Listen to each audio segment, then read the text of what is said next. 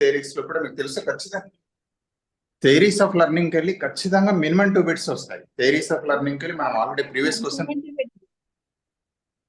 Theories of learning వెళ్ళి 170 పెట్టింది అదేది కంపల్సరీ మనకు 2 బిట్స్ రావడం అనేది జరుగుతుంది. అందులో బిహేవియరిస్టిక్ థియరీస్ గురించి నేర్చుకున్నాం. థార్నడైక్ మనకు తెలిసిందే, ట్రయల్ అండ్ ఎర్రర్ థియరీ. అదే రకంగా తీసుకున్నట్టయితే మనం ఈ యొక్క పావెలోవ్ క్లాసికల్ కండిషనింగ్ గురించి నేర్చుకున్నాం. తర్వాత స్కిన్నర్ ఆపరెంట్ కండిషనింగ్, తర్వాత కాగ్నిటివిస్ట్ థియరీస్ ఏదైతే ఉందో అందులో కూడా మనం తీసుకున్నట్టయితే కోహెలర్ యొక్క సిద్ధాంతాన్ని, థియరీ ఆఫ్ ఇన్సైట్ లెర్నింగ్ గురించి నేర్చుకున్నాం. తర్వాత తీసుకున్నట్టయితే నిర్మాణాత్మక ఏదైతే అభ్యసన సిద్ధాంతాలు ఉన్నాయో అందులో కూడా మనం వైగాట్స్కీ, పియాజే, మామూలుగా బ్రూనర్ వాటి గురించి తెలుసుకున్నాం. సో దాని కంటిన్యూషన్ లో మనకి ఏమి ఇచ్చారు అంటే స్మృతి విస్మృతి అనేది సిలబస్ లో ఇవ్వడం అనేది జరిగింది. ఖచ్చితంగా ఇందులోకి వెళ్ళి మినిమం ఒక క్వశ్చన్ అయితే ఖచ్చితంగా వస్తుంది. వెరీ సింపుల్ గా ఉంటుంది. ఆల్రెడీ మీకు ఐడియా ఉన్నది, ఐడియా లేదని చెప్పడం కాదు. ఒకసారి దయచేసి తెలిసిన మిత్రులకు ఒకసారి రివిజన్ అనుకుందాం. ఎక్స్ట్రా పాయింట్ ఏమైనా ఉంటే దయచేసి చూసుకోండి. ఓకే, ఏదైనా స్మృతి విస్మృతి, మెమరీ అండ్ ఫర్గెటింగ్, ఇందులో ప్రధానంగా మనం ఏ అంశాలను తెలుసుకుంటామంటే ఒకటి స్మృతి అంటే ఏంది, విస్మృతి అంటే ఏందో తెలుసుకుంటాం. అంటే బిట్ ఎట్లైనా ఫ్రేమ్ కానివ్వండి, ఏ రకంగా ఫ్రేమ్ అయినా మనం చేయగలిగాలి కదా. అదే విధంగా స్మృతి ప్రక్రియలో కూడా స్టెప్స్ ఏముంటాయి. స్మృతి పైన ప్రయోగాలు చేసిన వ్యక్తి ఎవరు అంటే మనం మళ్ళీ అదే విధంగా తీసుకున్నట్టయితే నెక్స్ట్ అంశాన్ని తీసుకుంటే స్మృతి రకాలేంటి, ఎన్ని రకాలు ఉంటాయి, స్మృతి టైప్స్ ఆఫ్ మెమరీ ఏంటి. అదే విధంగా తీసుకున్నట్టయితే నెక్స్ట్ విస్మృతి అంటే ఏంటి, విస్మృతి పైన ప్రయోగాలు చేసింది ఎవరు, తర్వాత విస్మృతి కారణాలు లేదా కారకాలు ఏమేంటంటే విస్మృతి అనేది ఎందువల్ల జరుగుతుంది, స్మృతిని పెంపొందించే కారకాలు ఏంటి. సో ఇండ్లకెళ్ళే బిట్స్ ఫ్రేమ్ అవడం అనేది జరుగుతుంది. సో ఫస్ట్ మనం ఏం తీసుకుంటున్నామంటే స్మృతి అంటే ఏంటి మన అందరికి తెలిసిందే. మెమరీ అంటే మనం ఫర్ ఎగ్జాంపుల్ ఉదాహరణ తీసుకుందాం. వీళ్ళైతే దయచేసి రెస్పాండ్ ఇవ్వండి, మాట్లాడండి. ఇది మనకు స్టూడెంట్ కి ఏడా యూస్ఫుల్ అవుతుంది అంటే అప్లికేషన్ టైప్ అడుగుతారు. జనరల్ గా ఏ క్వశ్చన్ ఎట్లా వచ్చినా పర్వాలేదు. స్మృతి అంటే ఏంది, ఒక ఎగ్జాంపుల్ ఏమైనా చెప్తారా స్మృతికి ఉదాహరణ ఎవరన్నా దయచేసి మిత్రులు. గుర్తు తెచ్చుకోవడం సార్. వెరీ గుడ్, గుర్తు పెట్టుకోవడం.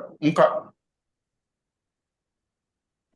జ్ఞప్తికి తెచ్చుకోవడం కావచ్చు. ఒక ఎగ్జాంపుల్ ఏమైనా ఇస్తారా దయచేసి, మనకు ఉదాహరణ లాగా ఇస్తే కొద్దిగా హెల్ప్ అవుతుంది. ఏం లేదు, మనకు తెలియదనే కాదు, ఇంటరాక్టివ్ మోడ్ అయితే బెటర్ గా ఉంటుంది, కొంచెం హెల్ప్ అవుతుంది. మనం ఎగ్జామ్ లో క్వశ్చన్ పేపర్ ని చూసి ఆన్సర్ ని గుర్తు తెచ్చుకోవడం. చెప్పండి అమ్మా, కొంచెం వాయిస్ కొద్దిగా చెప్పారా, కొద్దిగా వాయిస్ పెంచు. ఎగ్జామ్ లో క్వశ్చన్ పేపర్ ని ఓకే ఓకే ఓకే సరే సరే. మీరు చెప్పినట్టు ఏంటంటే గుర్తించడం కావచ్చు, గుర్తు తెచ్చుకోవడం కావచ్చు, లేదా ఎగ్జామినేషన్ రాస్తే పిల్లలు ఏం చేస్తారంటే మనకు మామూలుగా చదివిన దాన్ని, అభ్యసించిన దాన్ని గుర్తుకు తెచ్చుకోవాలి, అవునా కదా, రీకాల్ చేసుకోవాలి లేదా గుర్తించాలి. గుర్తించి ఎగ్జామినేషన్ సక్సెస్ఫుల్ గా రాయడం అనేది మనం చూస్తుంటాం. లేదా డే లైఫ్ లో కూడా మనకు ఎన్నో అంశాలు డే లైఫ్ లో కూడా మెమరీ అనేది చాలా ప్రాణమైన విషయం తెలిసిందే. అంటే జీవితం సరిగా కొనసాగడానికి మెమరీ చాలా ప్రాణం.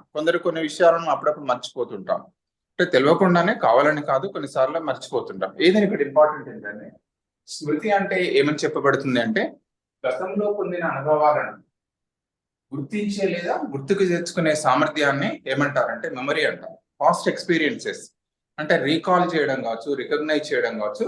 గతంలో పొందిన అనుభవాలను గుర్తించే లేదా గుర్తుకు తెచ్చుకునే సామర్థ్యాన్ని ఏమంటామంటే మెమరీగా పేర్కోవడం అనేది జరుగుతుంది. Ability to recall or recognize a past experience which is known as మెమరీగా చెప్తాం. సో మెమరీ పైన ప్రయోగాలు చేస్తుంది. క్వశ్చన్ మనకి ఏ రకంగా రావచ్చు, ప్రయోగాల పైన క్వశ్చన్ జనరల్ గా అడుగుతుంటారు, ఎట్లయినా పర్వాలేదు. మెమరీ పైన అంటే మెమరీ ఫర్గెటింగ్ రెండు, స్మృతి విస్మృతి పైన ప్రయోగాలు చేసిన వ్యక్తి ఎవరంటే ఎబ్బింగ్హాస్ శాస్త్రవేత్త. ఎబ్బింగ్హాస్ అనే మనోవిజ్ఞాన శాస్త్రవేత్త. వారు మామూలుగా ప్రయోగాలు చేసే ప్రయోగ ఫలితాలను ఏంటంటే ఆన్ మెమరీ అనే గ్రంథం లోపల, బుక్ లోపల రాశారు. జనరల్ గా వారు చేసిన ఈ యొక్క ప్రయోగం ఏంటి అంటే వారు 100 అర్ధరహిత పదాలను తీసుకున్నారు, మీనింగ్లెస్ వర్డ్స్ ని తీసుకొని. అంటే ప్రయోగంలో సబ్జెక్ట్ వారే, అదే విధంగా ఎక్స్పెరిమెంటర్ వారే. 100 ప్రయోగాలు తీసుకున్నారు. 100 ప్రయోగాలు తీసుకొని వారే మెమరీ, వారే నేర్చుకున్నారు. వారే నేర్చుకొని ఎంత మేరకు గుర్తుంటుంది నాకు అని వారికి వారే టెస్ట్ చేసుకున్నారు. ఎన్ని గుర్తుంటాయి, ఎన్ని మర్చిపోతాను. సో అట్లా ఒక 20 days, ఒక 20 minutes తర్వాత తర్వాత 1 డే తర్వాత ఎంతవరకు గుర్తుంది, ఎంతవరకు మర్చిపోతారు. 48 hours, 7 అదేవిధంగా 6 days తర్వాత 31 days తర్వాత వారు నేర్చుకున్న నాన్ సెన్స్ వర్డ్స్ అంటారు. అర్ధరహితమైన పదాలు, అర్థవంతమైన పదాలు కాదు, వాటిని వారిపైన వారే టెస్ట్ చేసుకోవడం అనేది జరిగింది. సో ఈ విధంగా వారి యొక్క ప్రయోగ ఫలితాలను దేనిపైన రాస్తారంటే ఆన్ మెమరీ అనే పుస్తకం అనే బుక్ లో కూడా రాస్తారు. అయితే ఈ యొక్క ఎక్స్పెరిమెంట్ పైన కూడా క్వశ్చన్ అడుగుతున్నారు. అంటే ఎవరిపైన ప్రయోగం చేశారు అంటే తనపైన తానే ప్రయోగం చేసుకున్నాడు. అదే విధంగా ఏ పదాలను తీసుకున్నాడు, ఏ వర్డ్స్ తీసుకున్నాడు అంటే వారు తీసుకునేది ఏంటంటే 100 అర్ధరహిత పదాలను తీసుకున్నారు. పదాలను తీసుకుంటే రిజల్ట్ ఎట్లా వచ్చిందంటే దీనికి లింకేజ్ ఉంది కాబట్టి వారు ఫర్గెటింగ్ ఎట్లా జరుగుతుందంటే 20 నిమిషాల లోపల చదివిన అంశం ఏంటంటే అంటే 100 పదాల లోపల వారికి ఎన్ని మర్చిపోయారు పదాలు అంటే 47 పదాలను మర్చిపోయారు. అంటే మెమరీ ఎంత ఉంది అంటే 53% మెమరీ ఉంది. అంటే ఒకటి లింక్ ఉంటే దీనికి లింక్, ఇదంతా ఫర్గెటింగ్ విస్మృతి ఎంత అయింది అనేది ఇక్కడ నోట్ డౌన్ చేస్తున్నాం. 27 నిమిషాలలో వారు మర్చిపోయింది ఎంత అంటే 47% ఫర్గెటింగ్ ఉంది. అదేవిధంగా 24 hours 1 డేలో వారు మర్చిపోయిన పదాల సంఖ్య 66, అంటే 66% మర్చిపోయారు. గుర్తున్నది ఎంత మెమరీ అంటే 44. అదేవిధంగా 48 hours అంటే 2 days, 2 days లో వారు ఎన్ని పదాలు మర్చిపోయారట అంటే 72 పదాలు మర్చిపోయారు.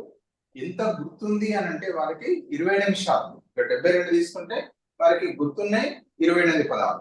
అదేవిధంగా 1 week తర్వాత, ఆఫ్టర్ 1 week తర్వాత వారు టెస్ట్ చేసుకుంటే ఏంటంటే 75% పదాలు, 75 పదాలను మర్చిపోయారు. మరి ఎన్ని పదాలు గుర్తున్నాయి అంటే 25 పదాలే గుర్తున్నాయి. 1 month తర్వాత టెస్ట్ చేసుకుంటే ఏంటంటే 79 పదాలు, 79 పదాలు మర్చిపోయారు. గుర్తున్నాయి అంటే 21 పదాలు. సో పర్సంటేజ్ అడుగుతాడు జనరల్ గా. సో మెమరీ అని అడగచ్చు, ఫర్గెటింగ్ అని అడగచ్చు. అందుకే ఈ ప్రయోగానికి దీన్ని లింక్ చేసాం. సో ఇండ్లకి వెళ్ళి కూడా దయచేసి బిట్ ఫ్రేమ్ అవుతాం. సో దీన్ని మరొకసారి కూడా చూద్దాం. ఎబ్బింగాస్ చేసిన ప్రయోగం ఏంటి అంటే వారు 100 అర్ధరహిత పదాలను తీసుకున్నారు. ఈ 100 అర్ధరహిత పదాలను వారే స్వయంగా నేర్చుకున్నారు. అంటే వారి ప్రయోగంలో మనకు తెలిసిందే ఎక్స్పెరిమెంటల్ మెథడ్ లో చూస్తాం.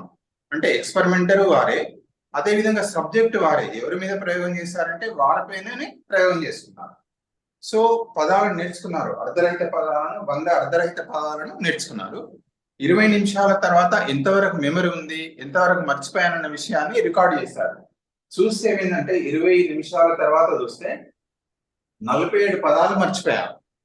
అంటే 47% మర్చిపోయారు. మరి ఎన్ని పదాలు గుర్తున్నాయి అంటే ఇది 53%, 53 పదాలు మాత్రమే గుర్తున్నాయి మెమరీలో. అట్లా రాసుకోండి లింక్ ఒకవేళ అట్లయినా. అదే విధంగా 1 day తర్వాత మళ్ళీ వారు ఎంతవరకు గుర్తున్నాయో టెస్ట్ చేసుకున్నారు. అక్కడ చూస్తే ఏమైంది అంటే 66 పదాలేమో మర్చిపోయారు, 34 పదాలు మాత్రమే గుర్తున్నాయి. ఇక 2 days తర్వాత, ఆఫ్టర్ 48 hours 2 days తర్వాత చూస్తే 72 పదాలను మర్చిపోయారు. ఇక మిగిలిన ఏంటంటే 28 పదాలు మాత్రమే గుర్తున్నాయి. ఇక 6 days 1 day తర్వాత టెస్ట్ చేసుకుంటే ఏముందంటే 75 పదాలేమో మర్చిపోయారు, 25 పదాలు మాత్రమే గుర్తున్నాయి. దాని తర్వాత తీసుకుంటే ఆఫ్టర్ 1 month వారికి వారే టెస్ట్ చేసుకున్నారు. టెస్ట్ చేసుకుని చూస్తే 79 పదాలు, నేర్చుకున్న 100 పదాలకు వెళ్ళి 79 పదాలు మర్చిపోయారు, 21 పదాలు మాత్రమే గుర్తుపెట్టుకున్నారు. సో ఈ రకంగా వారి యొక్క ప్రయోగ ఫలితాలను ఏం చేస్తారు అంటే ఆన్ మెమరీ అనే గ్రంథంలో కూడా రాయడం అనేది జరిగింది. సో ఇక్కడ బిట్ ఫ్రేమ్ అవుతుంది. దయచేసి కొంచెం లిటిల్ బిట్ ఆఫ్ కాషియస్ గా ఉండాలి. అంటే డేస్ పెరిగినా కొద్దీ, రోజులు గడిచినా కొద్దీ ఏంటి అంటే మరుపు అనేది మామూలుగా పెరిగింది. పదాలను గుర్తించుకుని అంటే ఫేడ్ అయిపోయినాయి, మర్చిపోవడం అనేది జరిగింది అనేది ఈ ప్రయోగ ఫలితాలను బట్టి తెలుస్తాం. సో నెక్స్ట్ మామూలుగా అందులోనే మనకు మెన్షన్ చేస్తారు. అంటే మెమరీ అనే స్పెసిఫిక్ మెన్షన్ చేస్తలేరు కానీ సర్ ఫ్రాన్సిస్ గాల్టన్ గురించి కూడా మెన్షన్ చేశారు. వారు ఏంటంటే మానవ మితి ప్రయోగశాలను మామూలుగా ల్యాబ్ లో వారు నిర్మించారు, ఆంథ్రోపోమెట్రిక్ ల్యాబ్ ను. వారి ప్రయోగాలు చేసిన ప్రయోగాలన్నింటినీ enquiry into human faculty and its development అంటే అనే పుస్తకంలో కూడా మామూలుగా వారు ప్రచురించడం అనేది జరిగింది.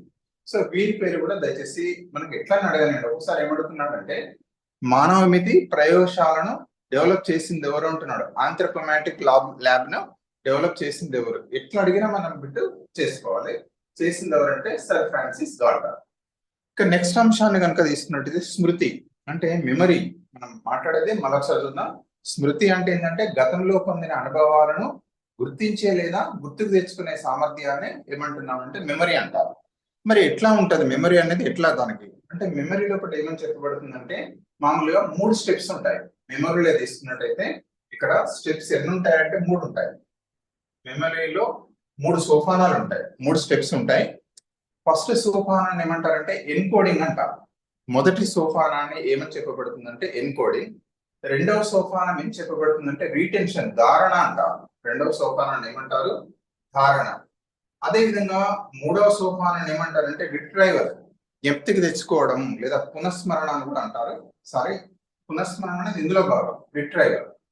సో ఈ రకంగా స్మృతి ప్రక్రియ కనుక తీసుకున్నట్టయితే ఇందులో 3 స్టెప్స్ ఉంటాయి. ఒకటి ఎన్కోడింగ్.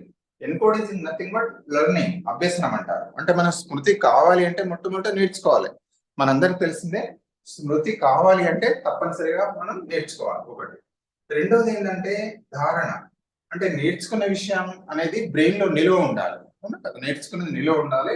దీన్ని ఏమంటారంటే ధారణ అంటారు. నేర్చుకున్న అంశాలు ఏవైతే ఉంటాయంటే నిలిచి ఉండడాన్ని ఏమంటారు? ధారణ అంటారు. మూడవది రిట్రైవల్. అవసరమైన సందర్భంలో మనం నేర్చుకున్న అంశం గుర్తించడం కానీ లేదా గుర్తుకు తెచ్చుకోవడం కానీ చేయాలి కదా, దాన్ని ఏమంటున్నారు అంటే రిట్రైవల్, జ్ఞప్తికి తెచ్చుకోవడం అని చెప్తున్నారు.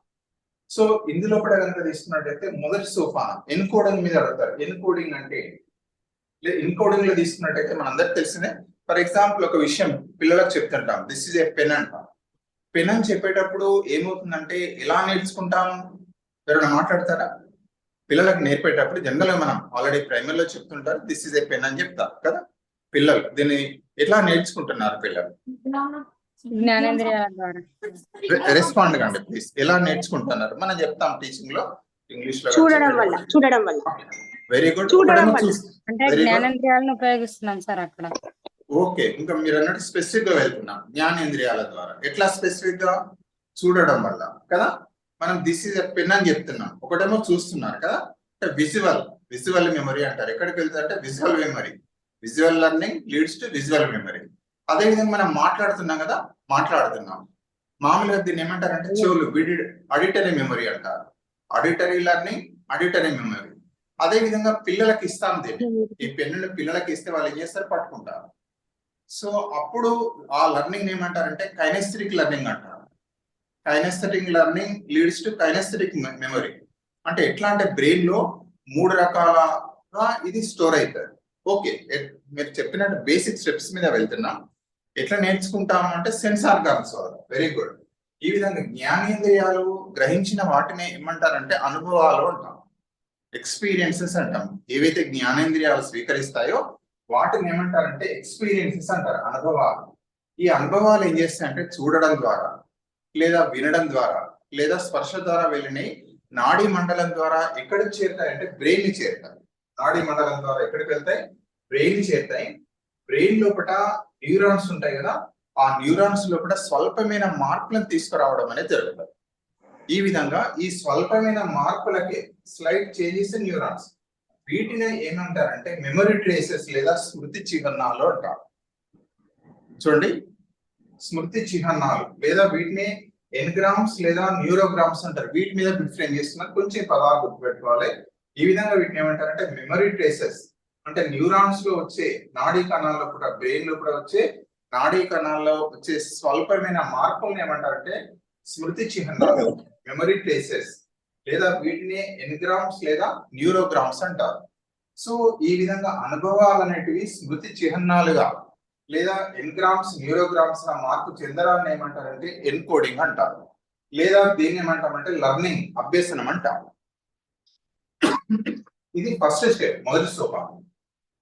ఎన్కోడింగ్ అంటే ఏంటంటే జ్ఞానేంద్రియాల ద్వారా పొందిన అనుభవాలు మెదడులోని నాడీ కణాల్లో కూడా చేరి అందులో వచ్చే స్వల్పమైన మార్పులు అంటే స్మృతి చిహ్నాలుగా లేదా ఎన్గ్రామ్స్, న్యూరోగ్రామ్స్ గా మార్పు చెందడాన్ని ఏమంటారంటే ఎన్కోడింగ్ లేదా దీన్ని మనం అభ్యసనంగా పేర్కోవడం అనేది జరుగుతుంది. ఇది ఫస్ట్ స్టెప్. అంటే ఇక్కడ ఏంటి అంటే నేర్చుకోవడంలో కూడా ఈ మెమరీ ట్రేసెస్, స్మృతి చిహ్నాలు ఎంత బలంగా ఉంటే మెమరీ అంత బాగా ఉంటుంది. దయచేసి బాగా గుర్తుపెట్టుకోవాలి. ఎందుకంటే జనరల్ గా మనకు ఐడియా ఉంటది, బట్ ఒకసారి స్మృతి చిహ్నాలు ఎంత బలంగా ఉంటే మామూలు ఏమైతే అంటే మెమరీ అంత బలంగా ఉంటది. అంటే బలంగా అంటే ఏంటంటే ధారణ, రిటెన్షన్ అనేది ఎక్కువ కాలం ఉంటుంది. జనరల్ గా అంటే మనం బాట అని చెప్తుంటాం, మనకు మామూలుగా నడుస్తుంటారు, పలుసార్లు నడిస్తే ఒక బాట ఏర్పడుతుంది, అంటే అక్కడ మనకి ఇట్లా దారి ఉందని తెలుస్తా అన్నట్టు.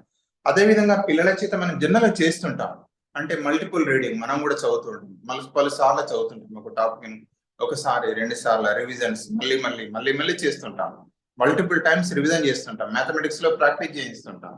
ఏమైతుంది అంటే ఈ స్మృతి చిహ్నాలు అనేటివి బలంగా మామూలుగా ఏర్పడడం అనేది జరుగుతుంది.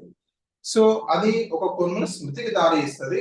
సెకండ్ స్టెప్ అన్నట్టు రీటెన్షన్ అంటారు, అంటే నేర్చుకున్న అంశాలు అంటే స్మృతి చిహ్నాలు మెదడు లోపల నిలిచి ఉండడాన్ని ఏమంటారంటే ధారణ అంటారు. వెరీ సింపుల్, మనం నేర్చుకున్న అంశాలు మెదడులో నిలిచి ఉండడాన్ని ధారణ అంటారు. Second step.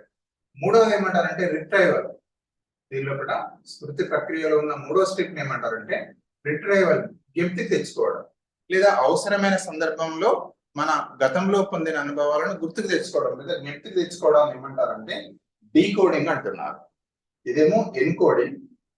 రిట్రైవల్, జ్ఞప్తికి తెచ్చుకోవడాన్ని ఏమంటున్నారంటే డీకోడింగ్ అంటారు. సో ఈ డీకోడింగ్ కనుక తీసుకున్నట్టయితే ఇందులో 3 అంశాలు ఉంటాయి. ఒకటి పునఃస్మరణం ఉంటది, 2 గుర్తింపు ఉంటది, మూడవది పునరభ్యాసం. Very very important. ఈ రిట్రైవల్, జ్ఞప్తికి తెచ్చుకోవడం ఎన్ని రకాలుగా ఉంటది అంటే ఒకటి పునఃస్మరణ, మనం ఇంతకు మీరు చెప్పారు రీకాల్, రెండవది రికగ్నిషన్, గుర్తింపు కావచ్చు, మూడవది పునరభ్యసనం. ఇలా ఈ యొక్క మనకు రిట్రైవల్, జ్ఞప్తికి తెచ్చుకోవడంలో ఏది ఇక్కడ ఇంపార్టెంట్ ఏంటి అంటే స్మృతి ప్రక్రియలో ఉండే సోపానాలు 3. ఒకటేమో ఎన్కోడింగ్ లేదా దీన్ని లెర్నింగ్ అంటాం, రెండవది రీటెన్షన్, ధారణ అనేది ఇంపార్టెంట్, మూడవది రిట్రైవల్, జ్ఞప్తికి తెచ్చుకోవడం, దీన్ని ఏమంటారంటే డీకోడింగ్ అంటాం. అంటే మనం స్మృతి చిహ్నాలను మనం మామూలుగా ఏంటంటే అనుభవాలను మళ్ళీ అవసరమైన సందర్భాల్లో కూడా గుర్తు తెచ్చుకోవడం అంటే డీకోడ్ కావడం, ఈ అనుభవాలను బయటకు తీసుకురావడం. సో దీన్ని రిట్రైవల్ అనేది లో ఎన్ని రకాలుగా తెచ్చుకుంటామంటే గుర్తు తెచ్చుకోవడంలో కూడా డీకోడింగ్ లో ఒకటి పునఃస్మరణం రిట్రైవల్ ఒక మెథడ్, రెండవది గుర్తింపు రికగ్నిషన్, మూడవది పునరభ్యాసం.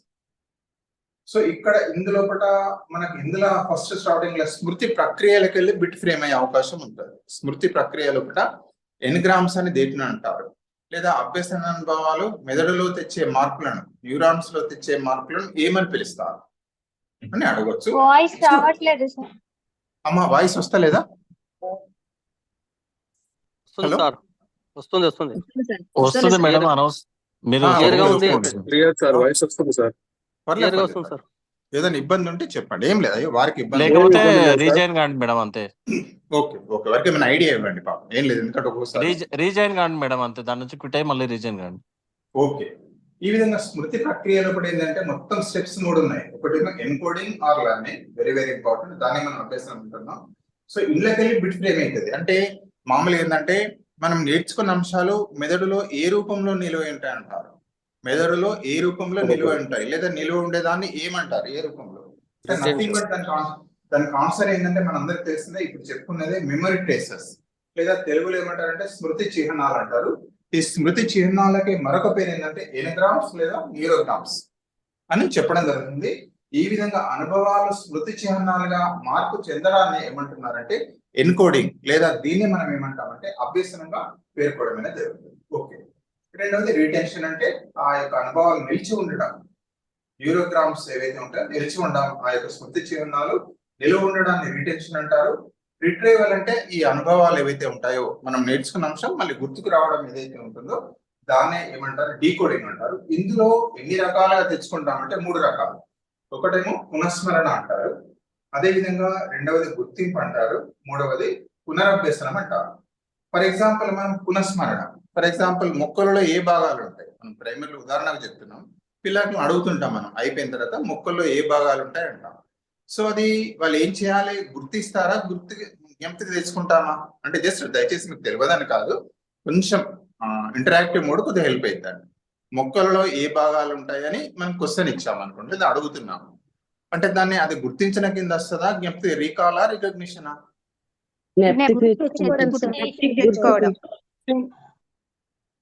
ఓకే, వెరీ గుడ్, జ్ఞప్తికి తెచ్చుకోవడం కదా. సో ఫర్ ఎగ్జాంపుల్ అట్లా కాకుండా ఒక మొక్కను చూపెడతాం, లేకుంటే ఇది చూపెట్టి ఇది అడుగుతున్నాం వాట్ ఈస్ దిస్ అంట, ఇది ఏమంటాం మనం దీన్ని రికగ్నిషన్. Very good. ఈ రెండిట్లో ఏది ఈజీ అంటారు? రికగ్నేషన్ రీకాల్ ఏమంటారు? గుర్తించడం ఏది సార్? గుర్తు తెచ్చుకోవడం కష్టం. Very nice. అదే అంటారు. అంటే క్వశ్చన్ ఎట్లా ఫ్రేమ్ కావచ్చు అంటే ఈ రెండిట్ల ఏది ఈజీ, ఏది సులభం. అదే విధంగా ఒక్కొక్కసారి ఏం చేస్తారంటే ప్రశ్నలు అడుగుతాడు అన్నట్టు. అంటే ఫర్ ఎగ్జాంపుల్ వివరించండి, వర్గీకరించండి, కారణాలు తెలపండి అనే ప్రశ్న ఉపాధ్యాయుడు ఇచ్చాడు. అది దేని కింద వస్తుందా? ఆ ప్రశ్న రీకాల్ కింద వస్తుందా, రికగ్నిషన్ కింద వస్తుందా?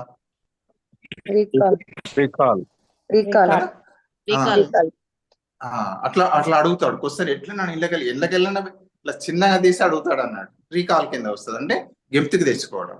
అంటే మనకు అదే రకంగా ఏమంటారంటే మామూలుగా మల్టిపుల్ ఛాయిస్ ఇస్తాం, మనం బహుళ ఐచ్ఛిక ప్రశ్నలు ఇస్తాం కదా. అదే రకంగా తీసుకున్నట్టయితే జతపరచుమే ఇస్తాం. ఈ మల్టిపుల్ ఛాయిస్ కానీ జతపరచుము కానీ ఈ ప్రశ్నలు ఏ రకానికి చెందినవి అంటాడు. రీకాలా రికగ్నిషన్, అంతే, వేరే ఏం అడగడు. రీకాలా రికగ్నిషన్? రికగ్నిషన్ అవుతుంది కదా. మనము ఉదాహరణగా దేశాల పేర్లు ఇస్తాం, లేదా రాష్ట్రాల పేర్లు, రాజధానుల పేరు. ఈ పార్ట్ ఇటువైపు ఒక పక్కన రాష్ట్రాల పేర్లు ఇస్తాం, ఇంకో వైపున రాజధానుల పేర్లు ఇస్తాం. ఆ పిల్లవాడు ఏం చేస్తాడంటే గుర్తుపట్టాలి, మల్టిపుల్ ఛాయిస్లు కూడా గుర్తించాలి. సో మళ్ళొకసారి కూడా అంటే రీకాల్ ఈజీయా, రికగ్నిషన్ ఈజీ అంటే రికగ్నిషన్ అనేది సులభం. ఏదైనా ఇక్కడ ఇళ్ళకెళ్ళి ఏం చేస్తారు అని అంటే ఈ గుర్తింపు ఉంది కదా, దీని ఒకటే పునఃస్మరణ. అంటే మనం ఆల్రెడీ వివరించంటే జ్ఞప్తి తెచ్చుకుంటాం. ఫర్ ఎగ్జాంపుల్ మనం అభ్యసనం అంటే ఏంటి ఒకవేళ అనుకున్నాం అనుకోండి, కింద డౌట్ సార్ ఒక డౌట్ చెప్పండి, అడగండి. సార్ ఇప్పుడు మల్టిపుల్ చాయిస్ ఏమో రికగ్నిషన్ అంటే గుర్తించడం అవుతుంది. ఇప్పుడు ఒకవేళ మామూలుగా ఏదైనా క్వశ్చన్ ఆన్సర్ ఇచ్చి రాయమని చెప్తారు కదా 8 లేదా 6 వాక్యాల్లో, అలాంటి క్వశ్చన్స్ రీకాల్ అవుతుంది అంతే కదా? అవును, అదే డౌట్ అంతే. రీకాల్ అవుతుంది, ఫిల్అప్ ద బ్లాంక్స్ కూడా రీకాల్ అవుతుంది. ఫిల్అప్ ద బ్లాంక్స్ కూడా. వర్గీకరించడం సార్, వర్గీకరించడం సార్ చెప్పండి. వర్గీకరించండి. క్లాసిఫికేషన్ అంటే మొక్కలను ఎన్ని రకాలుగా వర్గీకరిస్తారు? అంటే మొక్కలను డాటా ఎన్ని రకాలుగా మన దగ్గర వర్గీకరిస్తారు? ఉండి వర్గీకరిస్తే అది రికగ్నిషన్. డాటా ఉండాలి కదా, డాటా లేకపోతే అది రీకాల్ అవుతుంది, రీకాల్ అవుతుంది. డాటా ఉండి మనము దాన్ని రికగ్నైజ్ చేసుకొని క్వశ్చన్ క్లాసిఫికేషన్ పేపర్ లో చేస్తే అది అక్కడ రికగ్నిషన్. మనకి కనిపించేదిలో దాంట్లో డాటా ఉంది అంటే ఫర్ ఎగ్జాంపుల్ ఒక పారాగ్రాఫ్ ఇచ్చి కింద క్వశ్చన్స్ ఇస్తారు అలా. Okay sir. ఓకేనా సార్? అంటే ఏం లేదు, క్వశ్చన్ మనం ఇదే అని డైరెక్ట్ కదా మీరు అన్నట్టు, మీరు అడిగింది చాలా విలువైన ప్రశ్న. అంటే అక్కడ క్వశ్చన్ పేపర్ లో ఇచ్చే ప్రశ్నని చదవాలి, అనాలిసిస్ చేసుకోవాలి, మనం విశ్లేషణ చేసుకోవాలి. అంటే కరెక్ట్ ఇదే డైరెక్ట్ ఇదే వస్తుందని కాకపోవచ్చు. ఒక్కొక్కసారి కొన్ని సందర్భాల్లో మనం ఏంటంటే చదివిన తర్వాత అనలైటికల్ గా వెళ్ళాల్సి వస్తుంది, అనలైటికల్ గా వెళ్ళి ఆన్సర్ ఇవ్వాల్సి వస్తుంది. అంటే మీరు అన్నట్టు డైరెక్ట్ ఒక్కొక్కసారి ఏమో స్ట్రైట్ ఆన్సర్ దొరకవచ్చు, లేకపోతే ఒకసారి రీథింక్ చేయాల్సి వస్తుంది. రీథింక్ చేసి ఆన్సర్ను దేనికి వస్తుంది అనేది మీరు అన్నట్టు ఇప్పుడు మీరు డిస్కషన్ లో మాట్లాడితే డేటా ఇచ్చి క్లాసిఫై చేయమంటున్నాడు. ఫర్ ఎగ్జాంపుల్ ఇందులో మనం ఏమైనా ఫ్రూట్స్ ఇచ్చి క్లాసిఫై చేయమనడం కావచ్చు, లేదా వాటి యొక్క అట్లా మనం కొంచెం కాషియస్ గానే ఉండాలి. బిడిఎస్ ఓకే సార్. ఇందులో ఒకటి ఏంటంటే గుర్తింపులో ఒకటి ఏంటంటే ఇది ఒక సూత్రం ఇస్తున్నాడు. గుర్తింపు గణన అడగొచ్చు, బిట్ ఫ్రేమ్ అయ్యే అంటే ఒక్కోసారి ఎట్లుంటాయంటే గుర్తింపు గణన అనేది ఒక సూత్రం ఇచ్చాడు. ఒక ఎగ్జాంపుల్ తీసుకుంటే ఈజీగా గుర్తుపడతాం. ఫర్ ఎగ్జాంపుల్ మనం ఏం చేస్తున్నామంటే ఒక పిల్లవాడికి ఈజీగా గుర్తుండడం 100 క్వశ్చన్స్ ఇచ్చాం, మల్టిపుల్ చాయిస్ క్వశ్చన్స్ ఇచ్చాము. ఇస్తే ఏం చేస్తాడంటే 100 ఆన్సర్లను కరెక్ట్ ఆన్సర్లను గుర్తుపట్టాడు. సో 40 ప్రశ్నలను గుర్తుపట్టలేదు, లేదా తప్పు అయింది. 100 మల్టిపుల్ చాయిస్ క్వశ్చన్స్ ఇచ్చాము, 100లో ఏం చేశాడంటే 60 కరెక్ట్ ఆన్సర్లు గుర్తించాడు. అంటే ఎన్ని తప్పు పోయినట్టు అని అంటే మనకు 40 తప్పు పోయినట్టు. సో దానికి అట్లా అయితే అందులోకెళ్ళి మనం గుర్తింపు గణన సూత్రం అన్నాడు. మొత్తం మైనస్ తప్పు బై మొత్తం ఇంటూ 100. సూత్రం అడుగుతున్నాడు, సూత్రం 4 ఇచ్చి లేదు రైట్ అంటాడు. ఒక్కొక్కసారి అవకాశం ఉంటుంది. గుర్తింపు గణన సూత్రం ఏంటంటే మొత్తం మైనస్ తప్పు బై మొత్తం ఇంటూ 100. ఇప్పటి దాన్ని ఎగ్జాంపుల్ గుర్తు పెట్టుకోవాలి. అంటే మనకు మొత్తం ఎన్ని క్వశ్చన్స్ ఇచ్చాం మనము ఎగ్జాంపుల్ అంటే 100 ప్రశ్నలు ఇచ్చాం. తప్పు ఎన్ని తప్పు అయినాయి అంటే కరెక్ట్ 60 కాబట్టి తప్పు అయినాయి 40. మొత్తం మైనస్ తప్పు అంటే 100 - 40 బై మొత్తం ఇంటూ 100 ఇంటూ 100 మళ్ళీ ఇది కూడా ఇంటూ 100 ఈజ్ ఈక్వల్ టు గుర్తింపు గణన ఎంత అంటే 60%. పిల్లవాడు ఎంత ఐడెంటిఫై చేస్తాడంటే 60% ఐడెంటిఫై చేస్తాడు. ఇక్కడ ఏం లేదు, సూత్రం కొంచెం గుర్తు పెట్టుకోండి. గుర్తింపు గణన అనేది అడిగే అవకాశం ఎక్కడైనా అడగవచ్చు, ఇది అడుగుతాడో అది అడుగుతాడని కాదు, కానీ గుర్తింపు లోపల ఇందులో ఒక సూత్రం ఉంది, గుర్తింపు గణన. గుర్తింపు గణన సూత్రం ఏంటంటే మొత్తం మైనస్ తప్పు బై మొత్తం ఇంటూ 100. ఒక ఎగ్జాంపుల్ తోటి ఇది గుర్తు పెట్టుకోవచ్చు సులభంగా. ఇక్కడ సూత్రాన్ని మీకు ఉదాహరణగా 100 మార్కులు ఇచ్చాం, మనం పెట్టి ఇచ్చాం, 100 మార్క్స్ ఇచ్చినాం. 100 మార్క్స్ ఇస్తే మల్టిపుల్ చాయిస్ ఇచ్చాం. ఆ పిల్లవాడు స్టూడెంట్ ఏం చేస్తాడంటే 60 కరెక్ట్ అయినాయి, 60 కరెక్ట్ అయినాయి. అంటే తప్పు ఎన్ని పోయినాయి అంటే గుర్తించలేని ఎన్ని అంటే 40. సో ఈ సూత్రం పుటప్ చేస్తే మొత్తం ఎన్ని క్వశ్చన్స్ ఇచ్చాం, 100 ఇచ్చాం. పిల్లవాడు ఎన్ని తప్పు చేశాడు గుర్తించలేనిది ఏంది, 40 రాంగ్ పోయింది. సో ఇలా పుటప్ చేస్తే 100 minus 40 by 100 into 100 is equal to ఎంత గుర్తింపు చేశాడంటే 60%. ఇక రెండవది అంటే ఈ విధంగా మనం జ్ఞప్తికి తెచ్చుకోవడంలో ఒక పద్ధతి పునఃస్మరణ, రెండవది ఏమో గుర్తింపు, మూడవది ఏమంటారంటే పునరభ్యసనం, రీలర్నింగ్ అంటారు. రీలర్నింగ్ అంటే ఏంటంటే ఫర్ ఎగ్జాంపుల్ ఒక విషయాన్ని మనం నేర్చుకున్నాం. ఫర్ ఎగ్జాంపుల్ ఇప్పుడు సైకాలజీ చదువుకుంటున్నాం ఉదాహరణగా, ఇది ఆల్రెడీ వచ్చిందే బట్ అనుకుందాం ఇప్పుడే ఫస్ట్ టైం చదువుతున్నాం. ఎంత పట్టింది, ఒక 10 రోజులు పట్టింది సైకాలజీ మీరు కంప్లీట్ చేయడానికి, ఒక 10 days పట్టింది అనుకుందాం. సో మళ్ళీ కొద్ది రోజుల తర్వాత అంటే ఎగ్జామినేషన్ ముందు మళ్ళీ ఒకసారి మనం చదువుతాం కదా, రివిజన్ చేసుకుంటాం దాన్ని. అప్పుడు ఏమంటారంటే అప్పుడు ఎన్ని రోజులు పట్టవచ్చు? జస్ట్ రెస్పాండ్ ఇవ్వండి దయచేసి, మనకు తెలియదు. తక్కువ టైం పడుతుంది సార్, వ్యక్తిని బట్టే మారుతుంటది. అవును, వెరీ గుడ్, అది కూడా ఇంపార్టెంట్. అంటే ఎక్కువ పడుతుందా, టైం పడుతుందా, తక్కువ పడుతుందా? తక్కువ పడుతుంది, 10 కంటే తక్కువ పడుతుంది కదా. ఇప్పుడు 10 రోజులు అనుకుందాం. ఫర్ ఎగ్జాంపుల్ సెకండ్ రివిజన్ లో మనమే కానీ మన స్టూడెంట్ కానీ అనుకుందాం, 10 గంటలు పడితే ఏమనుకుందాం, ఈసారి 5 గంటలే జస్ట్ మన ఉజ్జాయింపు అనుకుందాం, ఒక 5 days లో రివిజన్ అయిపోతుంది. లేదా అప్పుడు 10 hours పడితే ఇప్పుడు 5 hours అనుకుందాం, జస్ట్ ఫర్ ఐడియా కోసం. అంటే తక్కువ టైం పట్టింది. సో దీనిలో సూత్రం ఇచ్చాడు. పునరభ్యసనం అంటే రీలర్నింగ్ అంటే ఏంటంటే ఒక నేర్చుకున్న విషయాన్ని మరొకసారి నేర్చుకోవడాన్ని ఏమంటారంటే రీలర్నింగ్ అంటారు. రీలర్నింగ్ కి ఏమంటారంటే పునరభ్యసనం. అంటే దీన్ని ఏమంటారంటే పొదుపు పద్ధతి అని కూడా అంటారు. దీని ఏమంటారు, పొదుపు పద్ధతి అంటారు. రీలర్నింగ్ కి మరొక పేరు పొదుపు పద్ధతి. సో ఇక్కడ చూస్తాం, ఇప్పుడు అనుకున్నాం పొదుపు గణనాన్ని ఇస్తున్నాం. దయచేసి ఈ సూత్రం కూడా అడగచ్చు. పొదుపు గణన అసలు ప్రయత్నాలు అసలు ప్రయత్నాలు మైనస్ పునరభ్యసన ప్రయత్నాలు బై అసలు ప్రయత్నాలు ఇంటూ 100. ఇది కనబడుతుందో లేదో దయచేసి ఒక విన్నపం ఏంటంటే ఇది ఆల్రెడీ దాంట్లో పెట్టాను, లేకున్నా పర్లేదు, కొంచెం నోట్ డౌన్ చేసుకున్నా పర్వాలేదు. పునరభ్యసనం లోపల పునరభ్యసనానికి రీలర్నింగ్ కి ఏమంటారంటే పొదుపు పద్ధతి అని కూడా పేరు. పొదుపు గణన సూత్రం ఏంటంటే అసలు ప్రయత్నాలు మైనస్ పునరభ్యసన ప్రయత్నాలు బై అసలు ప్రయత్నాలు ఇంటూ 100 సూత్రం అది, దయచేసి ఒక్కొక్కసారి. సో ఇప్పుడు మనం ఏమనుకున్నామంటే 10 days చదివినాం ఉదాహరణగా. సైకాలజీ ఫస్ట్ చదివేటప్పుడు 10 రోజులు పట్టింది, సెకండ్ డే రివిజన్ కు 5 days పట్టింది అనుకుందాం. సో ఇక్కడ అసలు ప్రయత్నాలు ఎంత, మొత్తం ఎన్ని రోజులు చదివినామంటే 10. సెకండ్ టైం పునరభ్యసన ప్రయత్నాలు అంటే ఎన్ని రోజుల రివిజన్ చేసామంటే 10 - 5 కదా. 10 - 5 బై అసలు ప్రయత్నాలు 10 - 5 బై 10 ఇంటూ 100. మళ్ళీ మర్చిపోద్దు, ఇంటూ 100. 50% ఎంత పొదుపైంది సమయం అంటే 50%. 50% టైం పొదుపైంది. ఆయన ఇంకా కంటిన్యూస్ గా చేశాడు. మళ్ళీ థర్డ్ రివిజన్, మూడో రివిజన్ కు మరి ఇంకా టైం ఎంత పట్టవచ్చు సార్? జనరల్ తగ్గుతుంది. మీరు థర్డ్ రివిజన్ కు 2 days పట్టవచ్చు. ఫర్ ఎగ్జాంపుల్ 2 days మనం రివిజన్ చేసేస్తాం కదా. అందుకే జనరల్ ఎగ్జామినేషన్ సక్సెస్ కావాలంటే చెప్తుంటాం మనం. జనరల్ గా ప్రిన్సిపల్ కూడా పిల్లలకు కూడా టెక్నిక్స్ చెప్తాం, మనం కూడా ఆచరిస్తాం, మనకు తెలిసిందే. ఫస్ట్ టైం సెకండ్ టైం కనీసం 3-4 times రివిజన్ చేసుకోవాలని చెప్తుంటాం. సో ఇంకా తక్కువ టైం పడుతుంది. అంటే ఏమైతుంది అంటే పొదుపు పద్ధతి అంటే తక్కువ కాలంలో పట్టినే మళ్ళీ నేర్చుకోవడం అనేది జరుగుతుంది ఏదైనా. సో ఈ మూడిట్లకి వెళ్ళి దయచేసి ఎక్కడైనా బిట్ ఫ్రేమ్ కావచ్చు. ఇంకొకటి ఏంటంటే పునఃస్మరణ, రీకాల్ లోపల ఇంకో కొన్ని అంశాలు ఉన్నాయి. మామూలుగా ఇక్కడ రాస్తాం దయచేసి. ఇక్కడ ఇది కనబడుతుందా సార్? స్మృతి విస్తృతి కనిపిస్తుంది. మీరు పెట్టింది చూసుకుంటాం సార్, మీరు పెట్టింది చూసుకోవచ్చు. ఓకే, అలా పెట్టిన తర్వాత నేను చూసుకోండి. ఇక్కడ ఒక పదం అంటే బోర్డు మీద కనబడుతుంది, అది పైన ఇక్కడ నేను ఇక్కడ ఏలుబడి ఇక్కడ చూస్తున్నా, దయచేసి పదం కనపడుతుందా? మెమరీ స్పాన్, స్మృతి విస్తృతి. తర్వాత కథనాలు, జైగార్నిక్ ప్రభావం, శబ్ద ప్రమాణం, ఏజాబు, రెడెంటిగ్రేటివ్ స్మృతి. అంటే ఈ అంశాలపైన చిన్న చిన్నవి ఉంటాయి, వెరీ సింపులే.